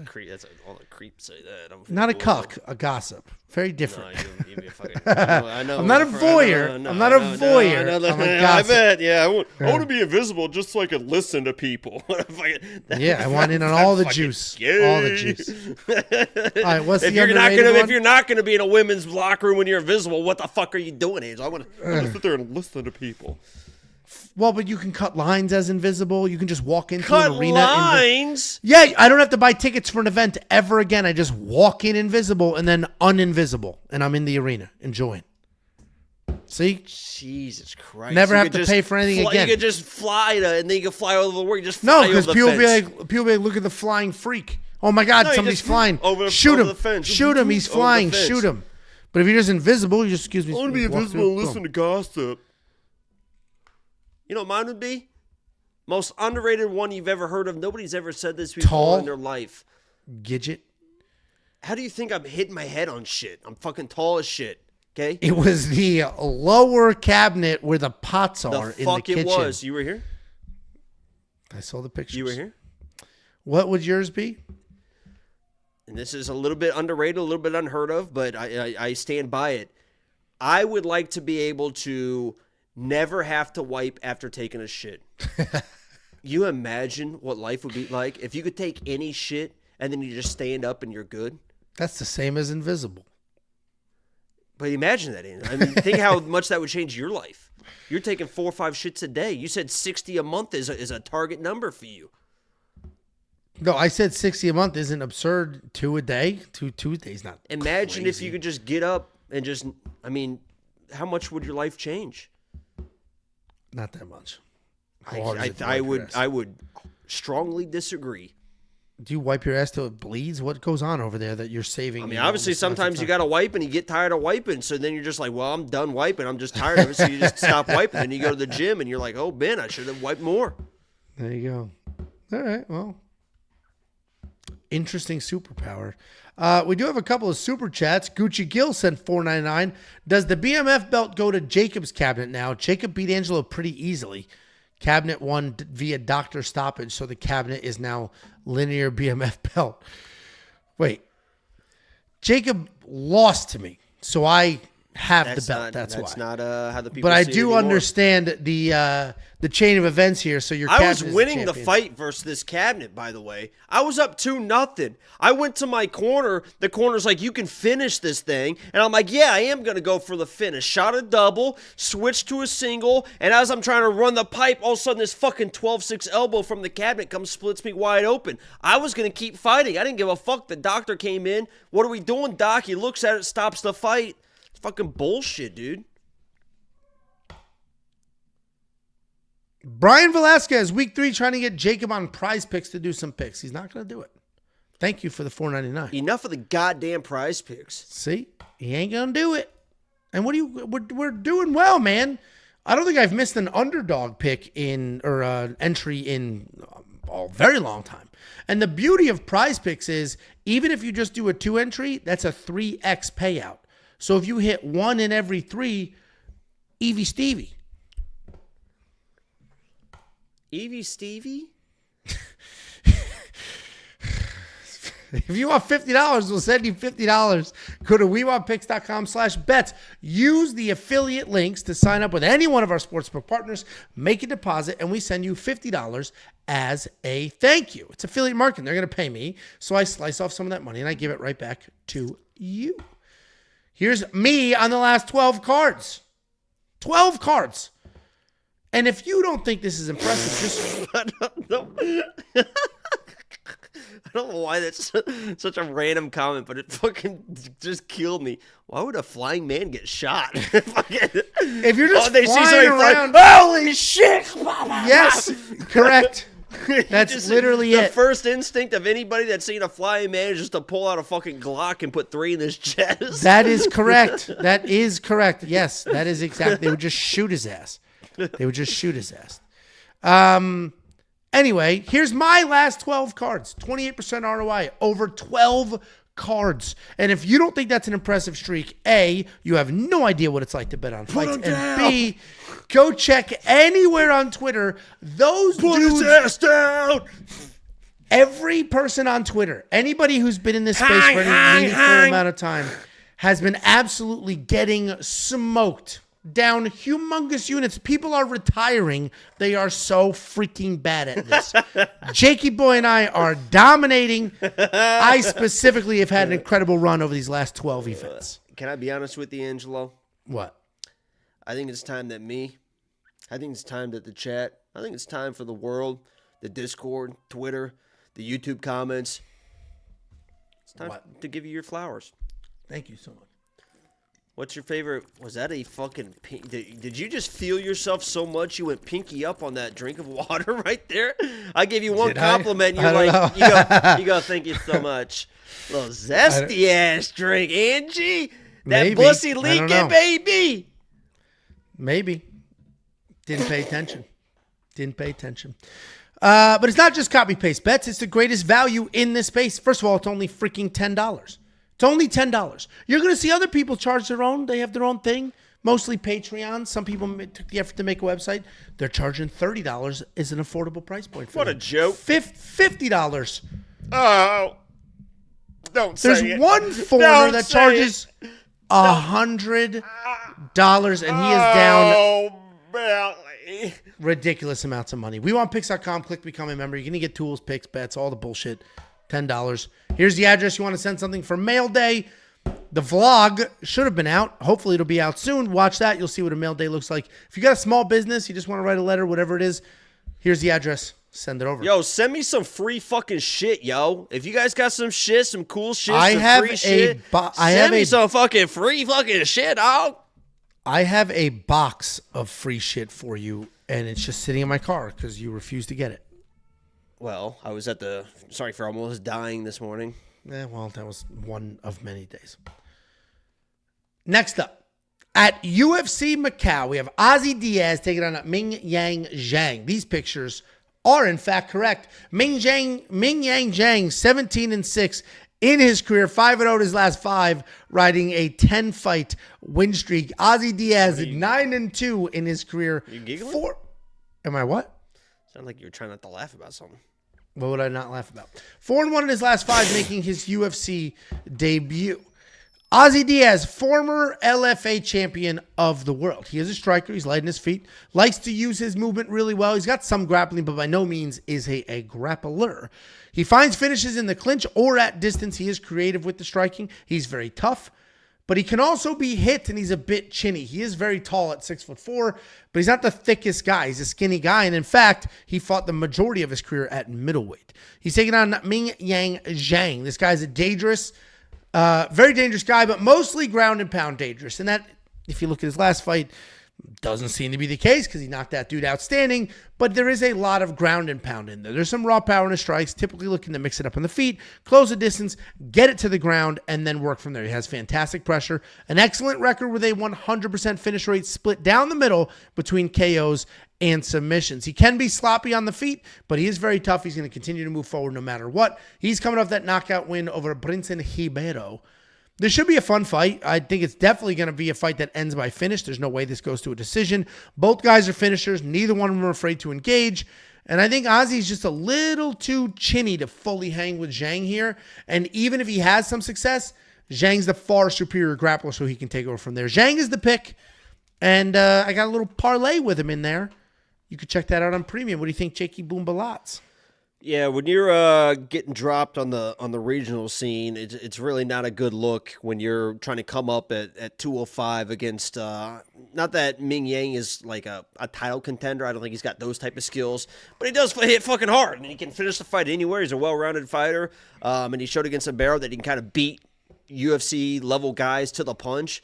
And when it comes to hand speed, which I think is the difference in this fight, I just think that Mingyang is just going to beat him to the punch. I think, as you mentioned, somebody's going to get in each other's face. They're going to throw down, and typically in those situations, speed wins. And I think Mingyang is going to be able to find that speed, even if power is equal. But I don't even think power is equal. I think Mingyang is even more power than Ozzy as well. So respect Ozzy. Coming across the pond and trying to get the job done, and probably be rooting for him, but probably a tall task. Yeah, definitely going to be a tough outing for Mr. Diaz here. I'm just trying to be a chill guy. I don't know why people are saying you're a chill guy. I don't get it. You're not chill at all. Constant outbursts, screaming all the time. That's not a. Listen, there's nothing chill about you. It's not a chill response, but that's okay because I can just be a chill person, just chill guy in this podcast. You're literally not chill, though. It's just always screaming, breaking out in dance, grabbing your crotch for some reason. Like, it's not a very chill thing to say, but I'm just a chill guy. So there was nothing chill about begging Xi Ming to get into your DMs. That wasn't chill. That was just a chill pickup line from a chill guy. Yeah, sure. All right. Well, Chill Jacob and Conservative Ange have picked Mingyang Zhang, and Conservative Ange, and when I say that, I'm talking my betting strategy, is confident enough in Zhang to parlay him. You can unlock that parlay right now. WeWantPicks.com. Click Become a Member at the top. $9,100 in DraftKings Fantasy for Mingyang. $71 for Ozzy Diaz. I think Ming gets the finish, and he should be worth that money, so I will probably have him in my lineup. You a chill guy? No, I'm high stress all the time, always. Not a chill guy? No. I'm genuinely very high stressed. There's a lot of pressure on me in my life. There's a lot of fucking pressure everywhere. Kids. Well, you know what they say wife, about pressure. house, this job, real job. There's just so much fucking pressure. You know what they say about pressure? What? Makes diamonds. No, usually it kills people like you because of the stress, the high blood pressure, the cholesterol. I mean, typically you just have a heart attack out of nowhere, and people like you are just dead, like just randomly one day. And everyone's like, wow, you're so young. What happened? Why don't you show up to the gym at 8 o'clock in the morning tomorrow with me? And excuse me. I have staples in my head. Oh, but you can just watch and tape. Give me advice since you're so good. I got all these things. I would show you things in the jiu-jitsu room that you would never even dream of. You know that I told David Onama that the ninja choke was going to be available in that fight, and he fucking threw a ninja choke in that he switched to an anaconda and nearly finished that fucking fight. You know that I have taken UFC fighters and my corner advice during fights have won them fights. You know how high level I am? But I'm telling you right now, I do have staples in my head, or I would. But I got staples in my head this morning. I was at the gym this afternoon. Wow. That's next level toughness. No Novocaine on the fucking staples. Twist, boom, and I'm at the gym. Wow. Yeah, that is impressive. Although you and I grappled, and I fucking tossed your dumbass What do you around, say? submitted Yes, you, he and then you does. quit. What does this guy say? People just asking questions in the chat. I'm just answering the chat. Does Jacob still live with his mom? Angelo, Limbo. Yes, he does. Mom! Listen to this bullshit. All right. Next up, At UFC Macau, we have Volkan Oezdemir taking on Carlos Ulberg. Volkan Oezdemir 20-7 in his career. 3-2 in his last 5. He's coming off that knockout win over Johnny Walker. Taking on Carlos Ulberg, 10-1 in his career, 5-0 in his last 5. He is on a 6-fight win streak. Volkan Oezdemir is a forward pressure striker. He's got good power. He's got good volume. He throws his hands really hard, and he throws them often. He has miserable takedown accuracy, though, at 33%, and that can be an issue because if he is losing striking exchanges, his chin isn't always there to back him up. He is 7-7 in the UFC. The 7 wins are against people he should have beaten, like Johnny Walker. The 7 losses, however, are quality losses. Jiri, Daniel Cormier, Ankalaev, etc. He's coming off that knockout win over Johnny Walker, as I mentioned, where he stayed tight and basically did whatever he wanted to. He's taking on Carlos Ulberg. Carlos Ulberg is a world-class kickboxer. He has a... Allegedly. Allegedly? Is that what he said? Is that dog okay, dude? He's just screaming for food. You have seen this in real life. He's just screaming for food because if he wasn't locked in the bedroom, he would be beating down this. And dude, the bedroom's far as fuck from here, and he's behind multiple doors. It's crazy. Oh, I and know. He's screaming you this. got a big He's house. screaming this loud. Congratulations. No, it's just where my office is. In studio apartment while Angela's living it up with your mom. Thanks for your donations. That guy won 20 grand. Gave us $10. You're fine. Anyway, Carlos Ulberg. World-class kickboxer. He transitioned to MMA. He's a really big guy, incredible footwork, great range management. His striking differential is impressive. He lands 8 significant strikes and only gets hit with 3 in return. He has a 75% takedown offense and defense. He only has 1 single loss in MMA. It was against Kennedy and Chukwu in a fight that he was dominating, got caught running away. He's coming off that knockout win over Alonzo Menafield, and that was just Alonzo running in full speed and getting caught. And when I saw this, I instantly was like, all right, safety parlay is going to be Carlos Ulberg and Quang, who we're about to break down. And then I looked at it a little longer. Like, that was just my gut reaction. I looked at it a little longer. I was like, man, Volkan is beating people at this level, right? He's beating prospects. He's beating middle-of-the-road guys. He's only losing to world champions, #1 contenders. So that scared me a little bit. I'm still going to pick Ulberg here. I think his striking is just too good. And if Volkan keeps his striking for too long, I think his chin will fail him. But I did go back and I was like, when's the last time he was knocked out? And it was 2020, all the way back to a Jiri fight. And frankly, we all know what those Jiri fights were like before Alex Baheda destroyed his chin permanently. I am going to pick Carlos Ulberg. I do have a parlay with him, but it's not the safety parlay. I lost a little bit of confidence as staring at the numbers and the accomplishments. I also said something in the quick picks that was incorrect. I said Volkan may be the best guy who never fought for a title, but I forgot that Daniel Cormier loss was literally for a title. What do you think, Jakey boy? Switzerland is a place where the scenery is more persuasive than the people. Jesus Christ. Are the people persuasive? Are they known I'm to be? Switzerland. Neutral as can be. Yeah. And also with great chocolate. Switzerland is a country where very few things begin, but many things end. Oh. Switzerland is simply a large, lumpy, solid rock with a thin skin of grass stretched over it. Hold on, let me find that one. Switzerland. Can you break down the fight? Holy shit. I believe in my heart of hearts that we have come to the point in Carlos Ulberg's career where we can fade him. There was going to be a time, right? Because I don't think he is as good as everyone thinks he is, right? I mean, he's put some okay, not great people away. You saw him struggle a little bit when people have a chin, right, that can walk him down, that can put him against the fence. He'll start doing the side to side, looking for those counter shots. He can kind of get bullied without the guy in control. And here we come in, a grizzled vet. Mr. Swiss, you don't mess with the fucking Swiss. That's one thing I do know in this world. You don't fucking mess with the fucking Swiss because they're on guard, they're ready, and they will defend themselves. And I believe we have come to the point where we can fade Carlos Ulberg. I don't know if I'm doing it with money yet, right? I'm doing it with a pick. I'm not doing it with the money yet, maybe. I don't know. We'll see. But I think Volkan gets it done. I think he's that grizzled veteran that can eat the shots, walk him down, and wear this guy down. I've been waiting to fade Carlos Ulberg. Maybe we're a little bit early, but when you're early, that's when you make the most money. I'm going Volkan, my Swiss brother. There you go. Your speech was a little rough, so there are some theories about the CTE. I honestly thought that it'd be like cool Switzerland quotes, and then I was like trying to find, and it's like there's nothing. They're good looking. They're known for that. They also make phenomenal shoes. OnCloud shoes are Swiss. Great shoes. Army's and their watches. Chocolate. There you go. Army, yeah. And their women have good boobies. There you go. Swiss breasts. Jacob and I completely split on this fight. I am picking Ulberg, but like I said, not as confident as I was when I just initially looked at this and just made snap decisions. Do you think he's a top 5 guy? Carlos Ulberg? I think we'll find out here. I can't say that now. Grab a fucking nutsack, dude. Top 5 in light heavyweight division? He might be. It's kind of a weak division. He might be. Dude, there's Ankalaev is the only real wrestler.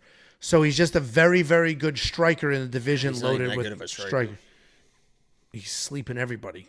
Everybody, yeah.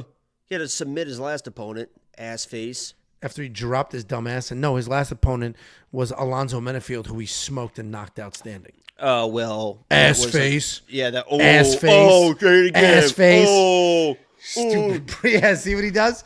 Look, he lost. Yeah. Yeah. What does he do in Ace Ventura Pet Detective? What does he say? He talks with his ass. I can't remember what he said. Yeah, but he's like calls it something. Yeah. Say hello to something. Was it the first? You told me this, but I can't remember if this was the scene. The first time that you busted a nut was when he was coming out of that hippo? Is that what you said when you were a kid? The first time that you ejaculated was when he was crawling out of the hippo's ass? Is that what you told me one time? Can you confirm that? I could have sworn. Was it that scene or was it a different one?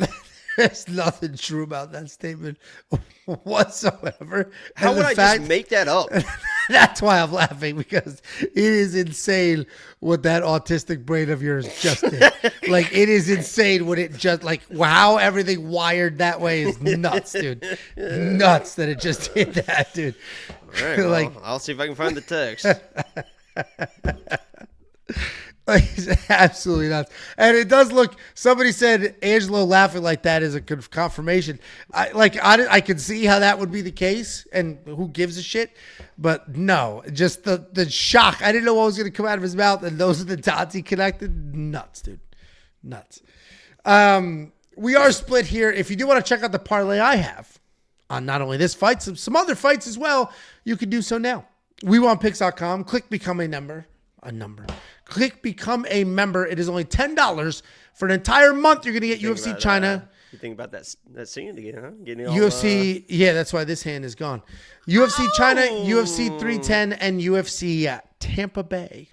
Ooh, Tampa. You know what I think I'm going to do? By the way, I'm getting those wristbands. I told them on the stream, We Won't Picks wristbands. If people come up and say hi, because it sounds like a lot of people are going to be at UFC Tampa. I have seen a lot of people saying that. Yeah, if people come up and say hi, I'll give you a wristband if I remember, if I have it on. But I think what I'm going to do, too, is if you come up and say hi and you want one of these Sean Brady shirts I still have, I'll just have you drop your address in my phone, and then when I get back, I'll send you a fucking shirt. So if you guys come up... What'd you do with the other ones? What?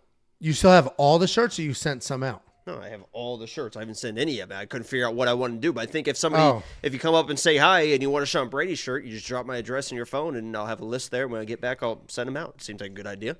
And didn't they announce, doesn't he have a fight coming up? A big one. Fuck him.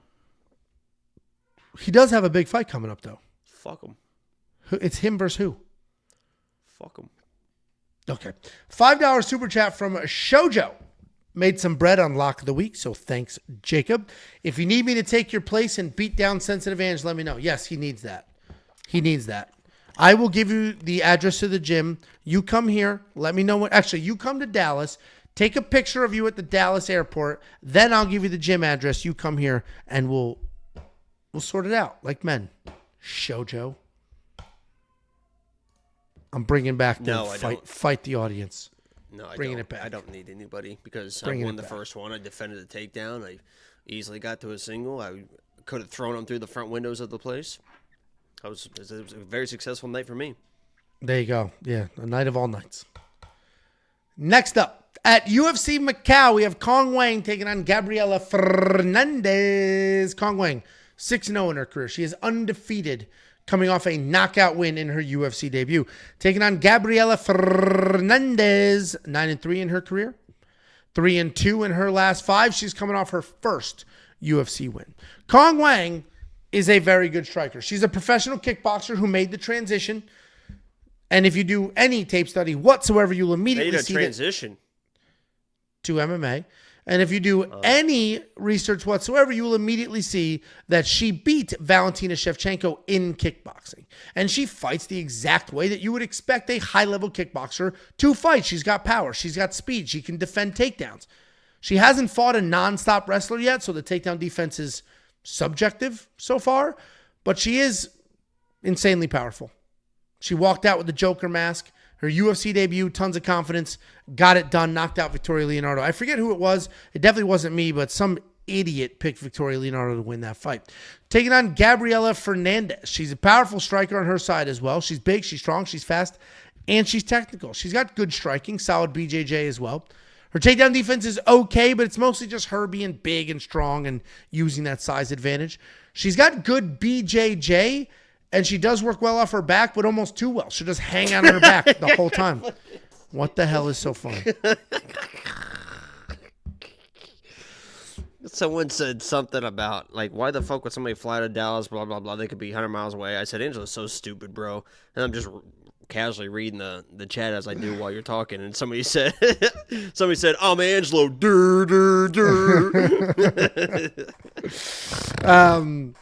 Anyway, Gabriela Hernandez can give up minutes on her back, just throwing up jiu-jitsu and playing that game, but it's not going to matter in this fight. It's striker versus striker. There's definitely some questions about Kong's takedown defense, but it hasn't been tested. I don't think it's going to be an issue here. Gabriela has a few takedowns, but I think Kong's striking is just going to be too good, too fast, too powerful. Gabriela is a striker at heart, and even though she has worked jiu-jitsu and stuff in her game, I don't think it's going to matter here. Quang is the pick, and obviously she's very, very expensive. What do you think, Jakey boy? Yeah. You guys know... Damn it. I love my Brazilians, right? And we had a beautiful Brazilian female lock of the week last week. Got the job done, just like I said. Going into this week, I kind of wanted to double down on the beautiful Brazilian females, and obviously we got Gabriela right in front of us, who is stunning, right? I think anybody that would line her up in a lineup would, if you're swiping left or right, you're swiping right on Gabriela. There's no doubt about that. So I wanted to pick her as my lock of the week because, I did have, I would say fair questions about Quang last breakdown, right? I think that, my critique of her was somewhat warranted in the questions I had about her game. So, yeah, I was maybe a little bit too high on Victoria Leonardo and her durability and her abilities to take over that fight with those question marks. Turns out I was fucking wrong. Okay, and I do apologize to Quang because I thought she was going to be a fraud. She came out in the Joker thing, like Angelo mentioned. I'm like, oh yeah, I'm fucking Victoria's gonna. I'm picking Quang because she fucking hits hard and she's really fucking good. Real hard. She fucking hits. I mean, put her out cold. I literally, that was one of those stream moments where I was like, and we might get another one. I'm going Quang. Yeah, I mean, her power at a women's flyweight division is crazy. So the only real question is not her striking, it's not her power, because she had success striking in kickboxing competition. So it's not just, is she all power? No, she's technique as well. The question is, can she defend real takedowns? So far, she's defended takedowns well in her MMA career, but she hasn't fought a real wrestler. Gabriela's also not a real wrestler, so pretty straightforward pick. Quang for the win, $9,600 in DraftKings Fantasy. If it's more of the same, then she will absolutely be worth that money. You can check out all the picks, the bets, the tools, artificial intelligence, every single freaking thing that we do.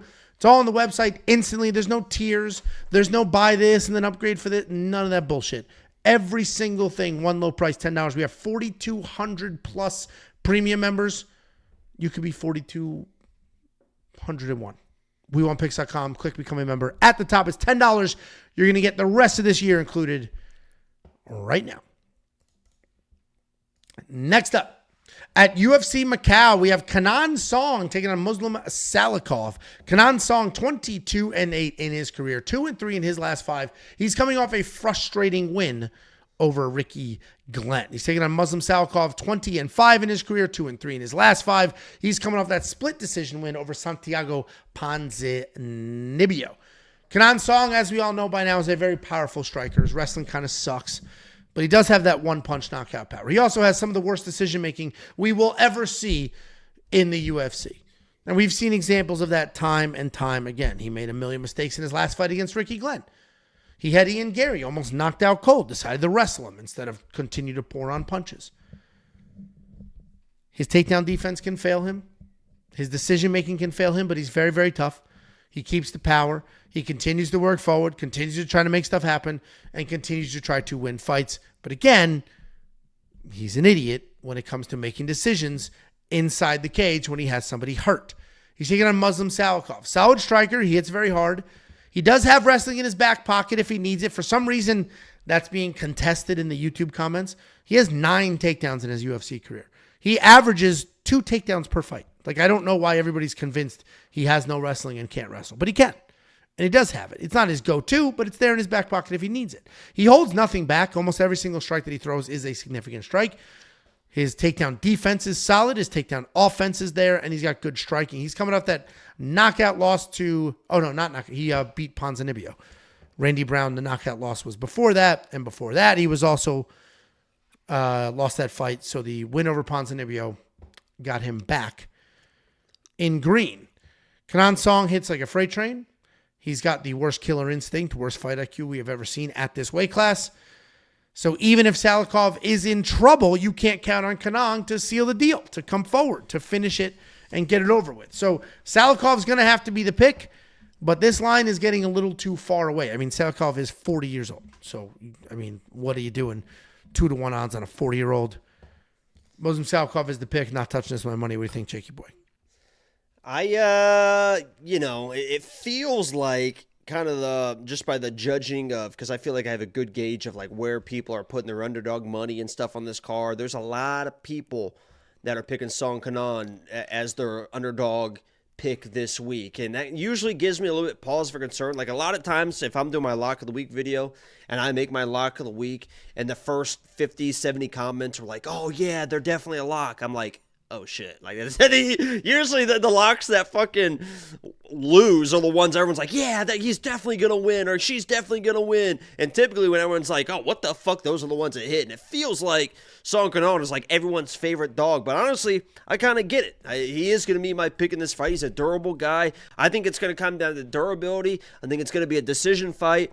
And in a decision fight in China, I do believe that Song Kenan could have the bigger moments in the rounds, eat kind of the pitter-patter stuff, the leg kicks, whatever it is, maybe get taken down. But when he lands, he does land heavy, and I think that's going to be enough to kind of sway some judges in a couple of these rounds and pull off a decision win, and hopefully he finds a finish as well. But I kind of do agree with kind of the public here that Song Kenan could be a live dog in this matchup. He's a lot younger than you would think, too. I feel like he's like another 37, 38-year-old guy, but technically he's kind of in his prime right now, and he's already a tough guy. And if he can put it together, he's a good fighter. So I'm going with Song Kenan. Yeah, for sure. The issue is just the decision making. Let's see some tits. What? Oh, even the Ricky Glenn fight. Ricky Glenn's a guy that really should not be in the UFC. And Song Kenan made it a dog fight when it didn't need to be. He made a dog fight out of a fight where he had somebody almost knocked out 20 times over. So that's the problem. He makes fights closer than they should be. He doesn't seal the deal when he can. But I don't think he's a terrible dog. I agree with you. I think these odds are way too far gone for Muslim. What do you think your success rate was with sealing the deal? Of like your lifetime average of every time you tried, how many times were you able to seal the deal? I mean, and I'm not even talking about like closing out with sex. I'm just talking about like successful in chasing maybe a date or a relationship or something like that. What do you think your success rate was? For me, I don't know what the percentage is, but very high. But that's because I wasn't a numbers guy. Like my friends would like Quality. shoot 1,000 shots and like I'm leaving with somebody. I don't care. I'm hitting on 29 women tonight. We're not me. And you're a guy that just you're laying down a bunt. You're getting the first. Right. You're just not shooting for the moon. You're not trying to hit home runs here. You're playing it safe. Lay the bunt down. Get the first. Get the guy over. You're a sack fly type of guy.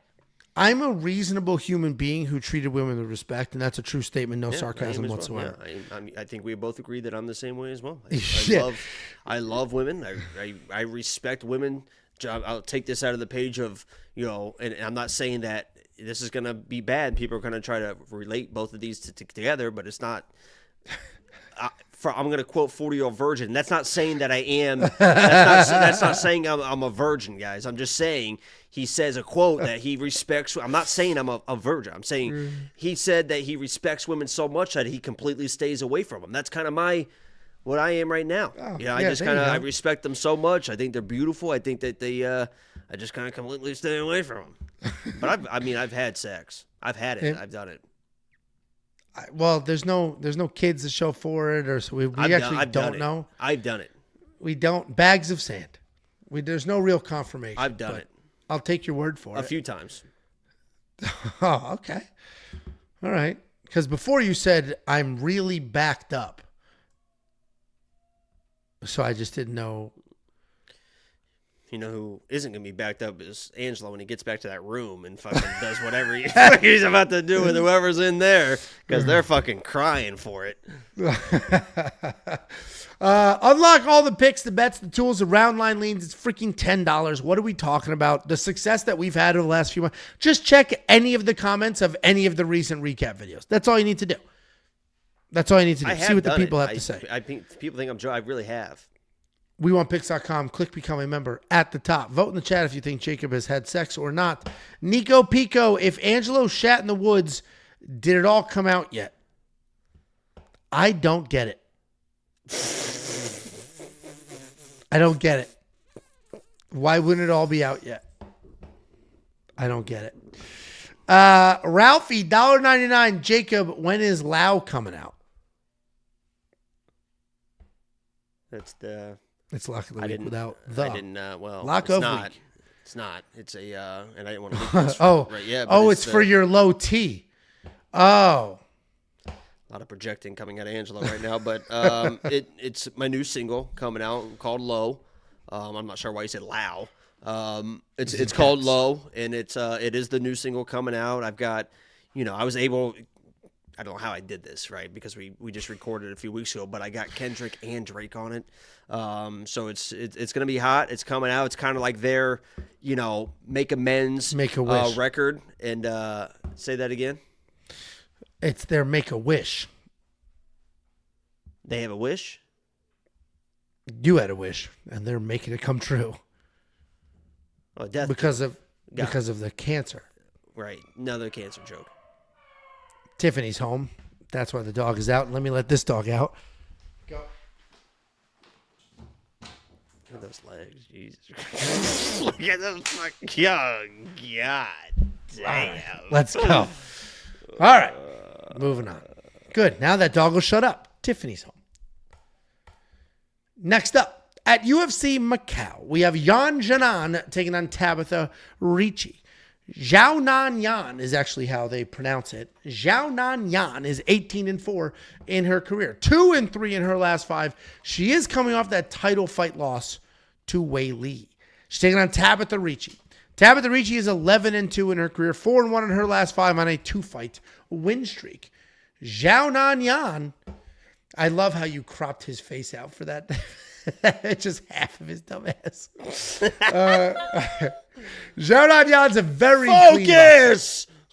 A very good boxer with well-timed strikes. She's got good, clean technique, and she does not shy away from a dirty fight, and she is willing to bang. Outside of her 3 UFC losses, which were to a former champion, a top 5 fighter, and the current champion, she has had a solid run in the UFC. We've seen her showcase her power. We've seen the technical striking. We've seen the grappling. We've seen everything from her.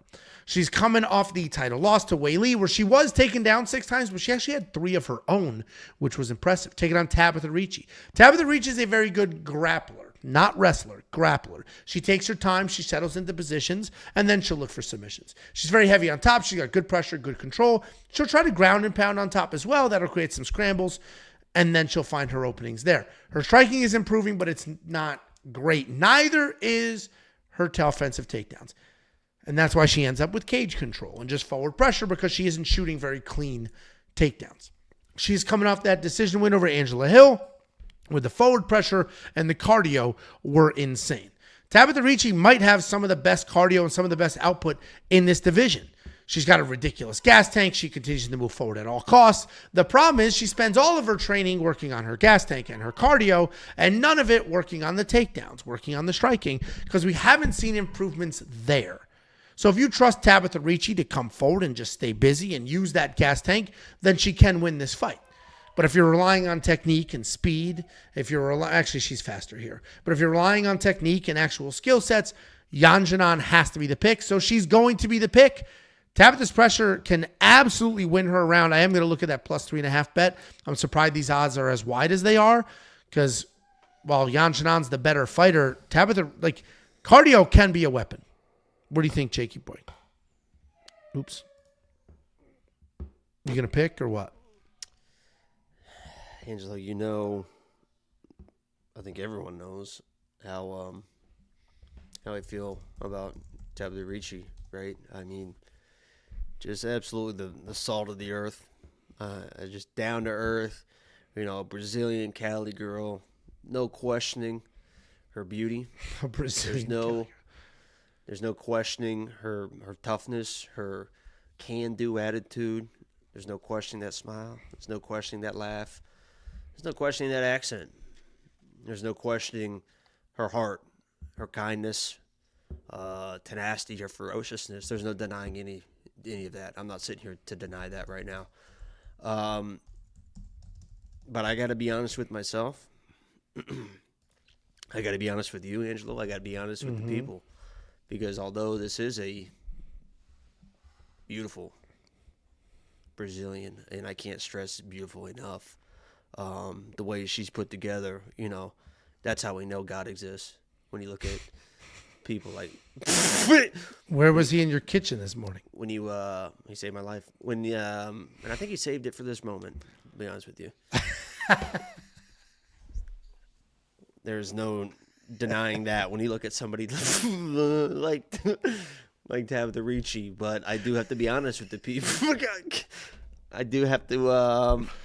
She's just not great, guys. She is just not great, and I've tried to make it work, and I've picked Tabitha, and I bet on Tabitha, and she's come through, and she wins fights, but she has not fought a striker like Yan Xiaonan since Manon. And I know Manon was up in weight. It was short notice, but she got lit up. I see the same striking from Tabitha 5 fights ago as I see in her last fight. Her last fight, the strategy was, I can't even outstrike Angela Hill at range, so I'm just going to blitz her and try to just outwork her in that sense, and end up working out for her. But against a girl like Yan Xiaonan, who's got the footwork, the precision striking, there's a picture that I'm going to show you of Tabitha Ricci when she fought fucking Jillian Robertson.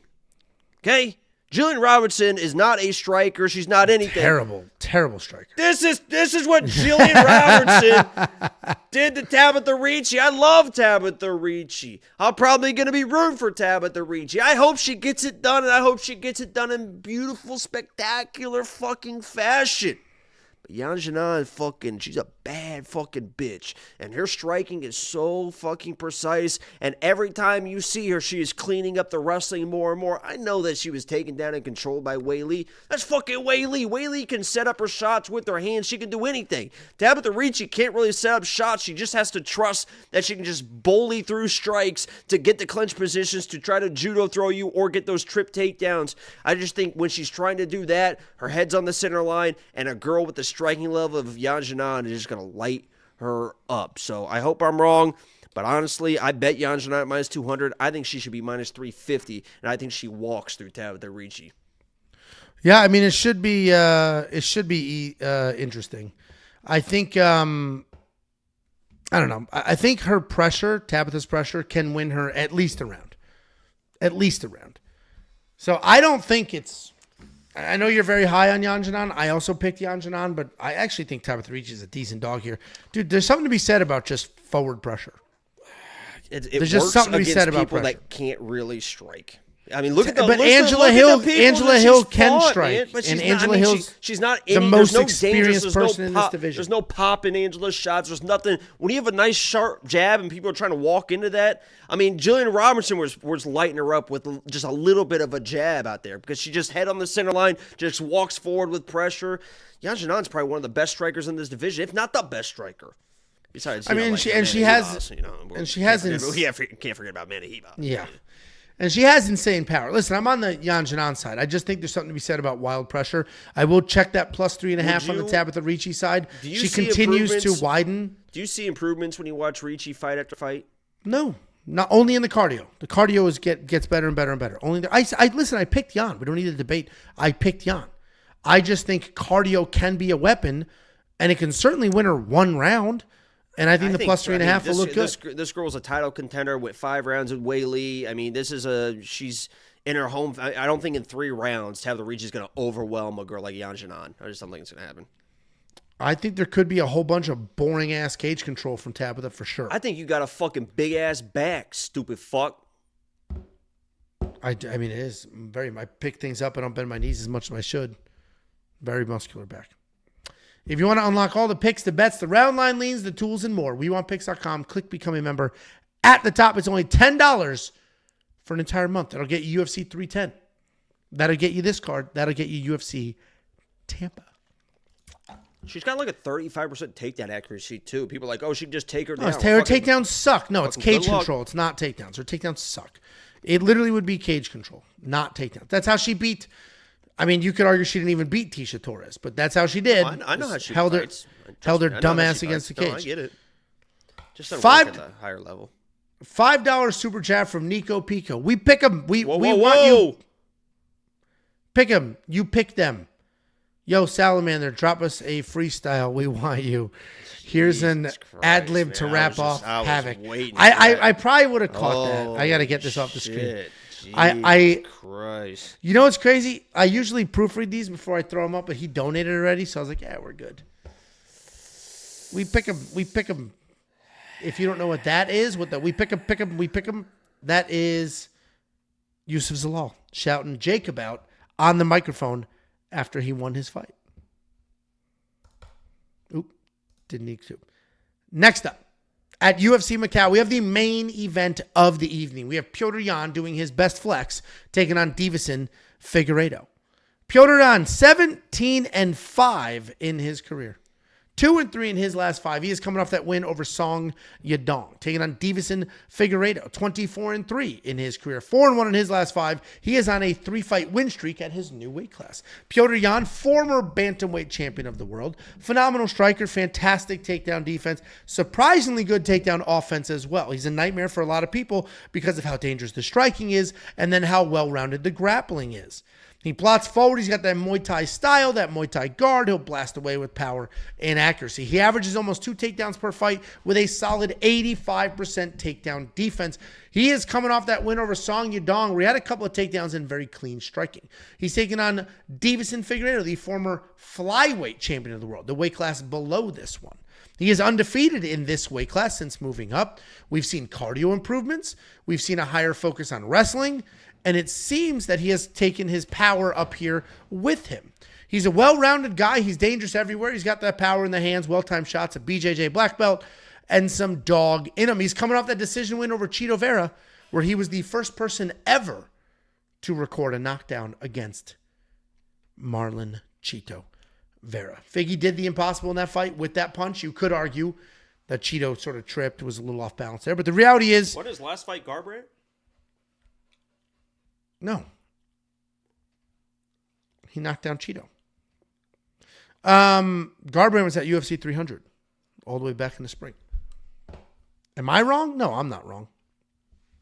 No. Anyway. Figgy's good. He's looked phenomenal at bantamweight. I just don't know if it's going to be enough. Petr is fast. Petr's got some dog in him. We saw that in the Sean O'Malley fight.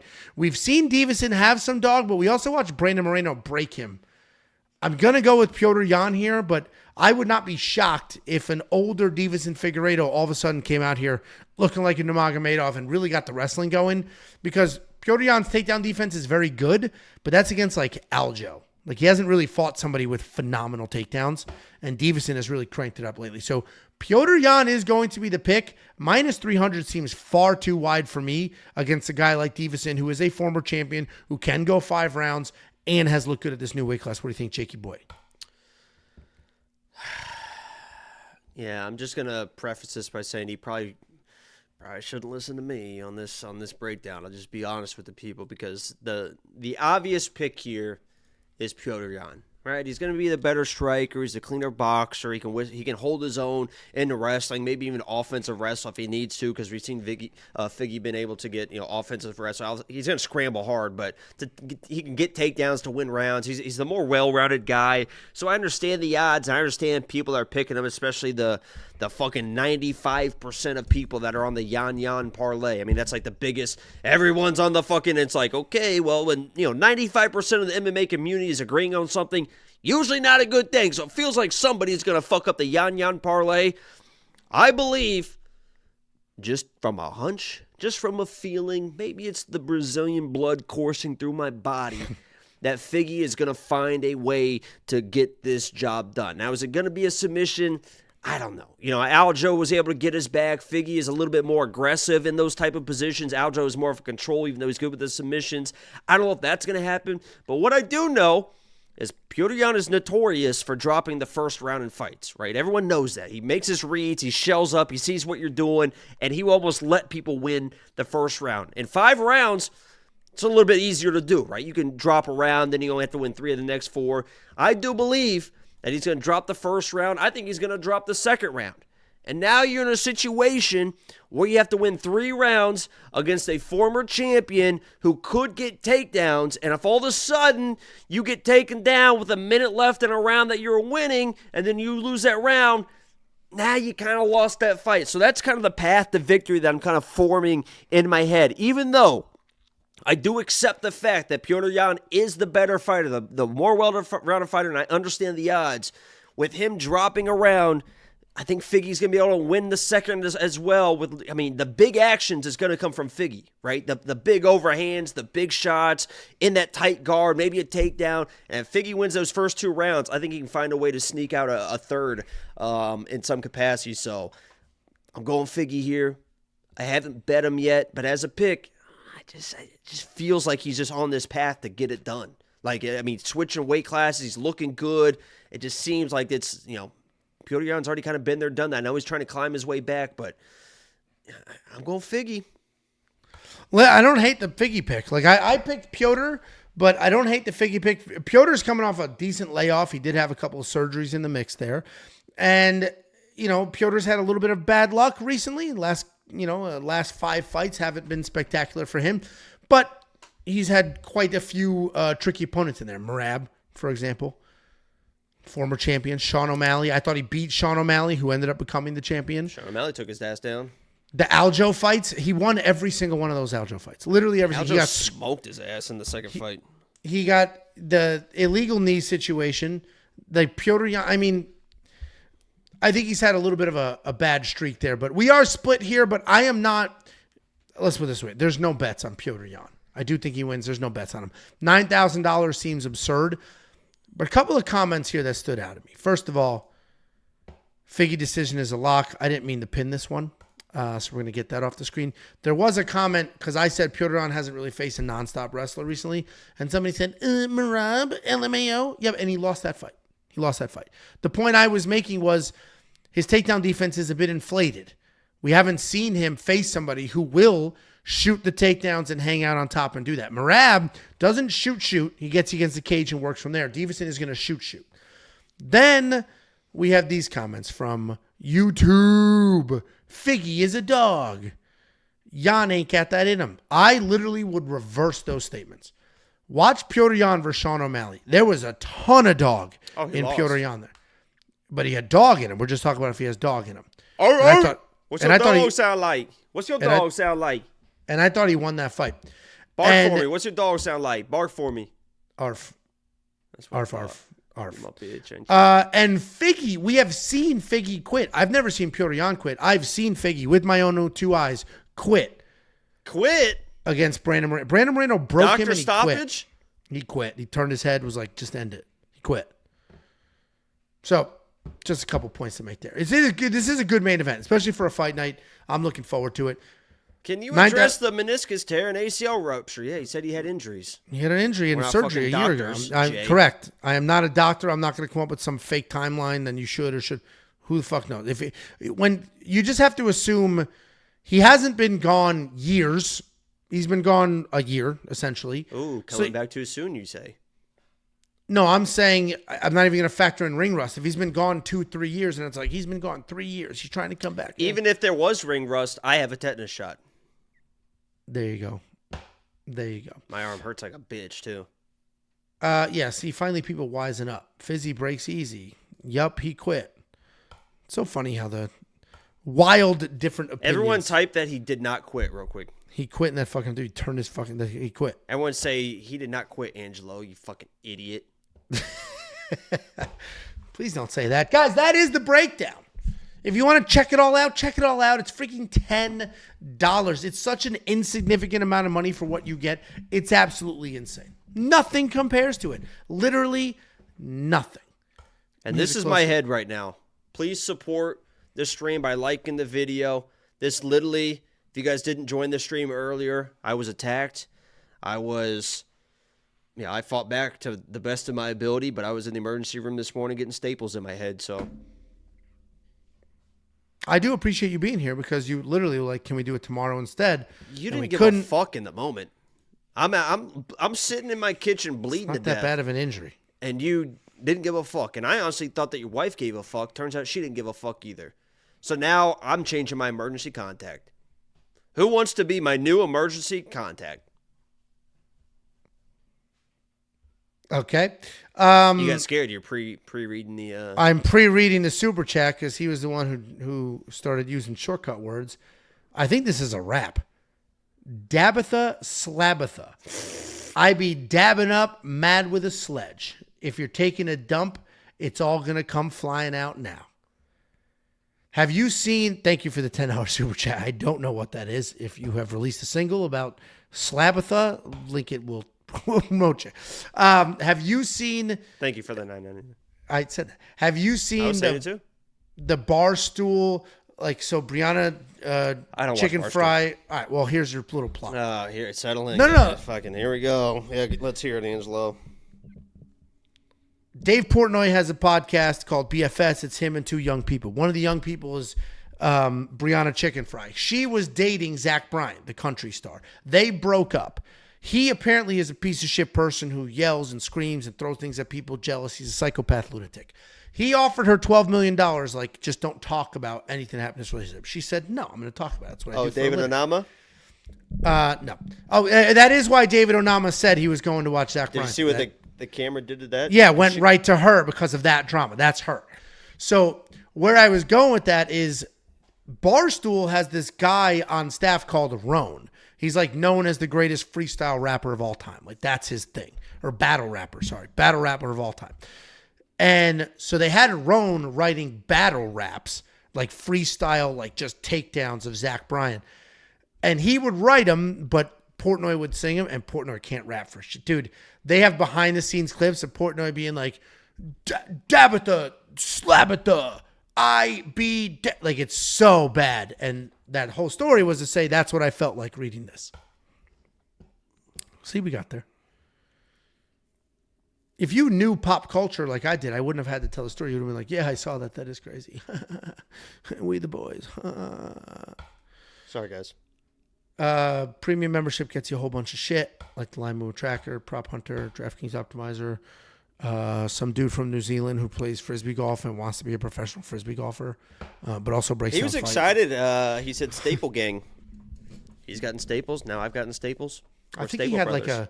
I think Artem had like a bad accident, like something bad happened to him. Yeah, well, we had very similar situations. We were split open, bleeding everywhere, and had staples. Me and Artem are Staple brothers now.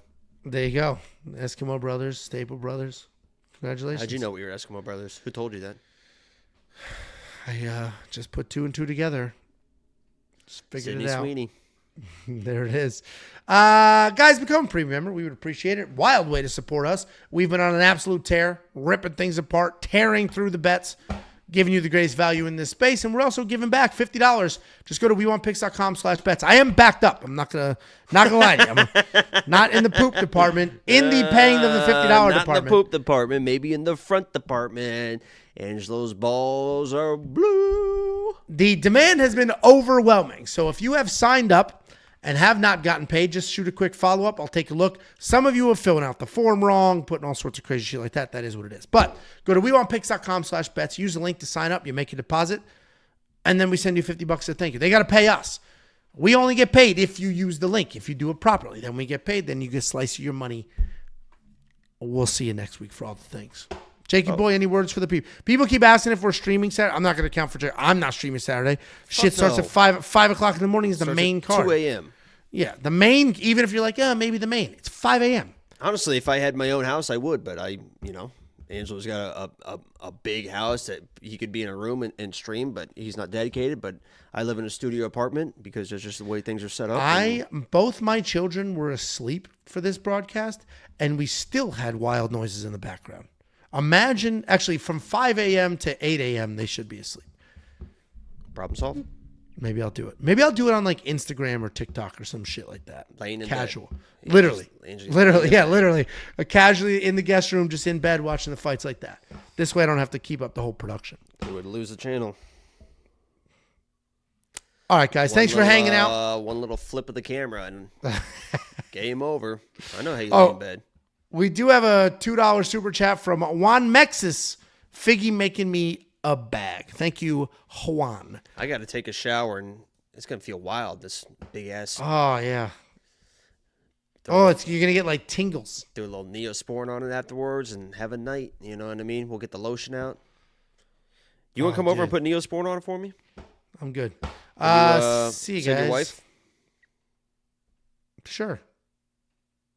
You want me to call her in here and ask her right now? If she'll come lube me up? She's probably in pajamas. Can you come in here on stream? I guarantee she's in pajamas.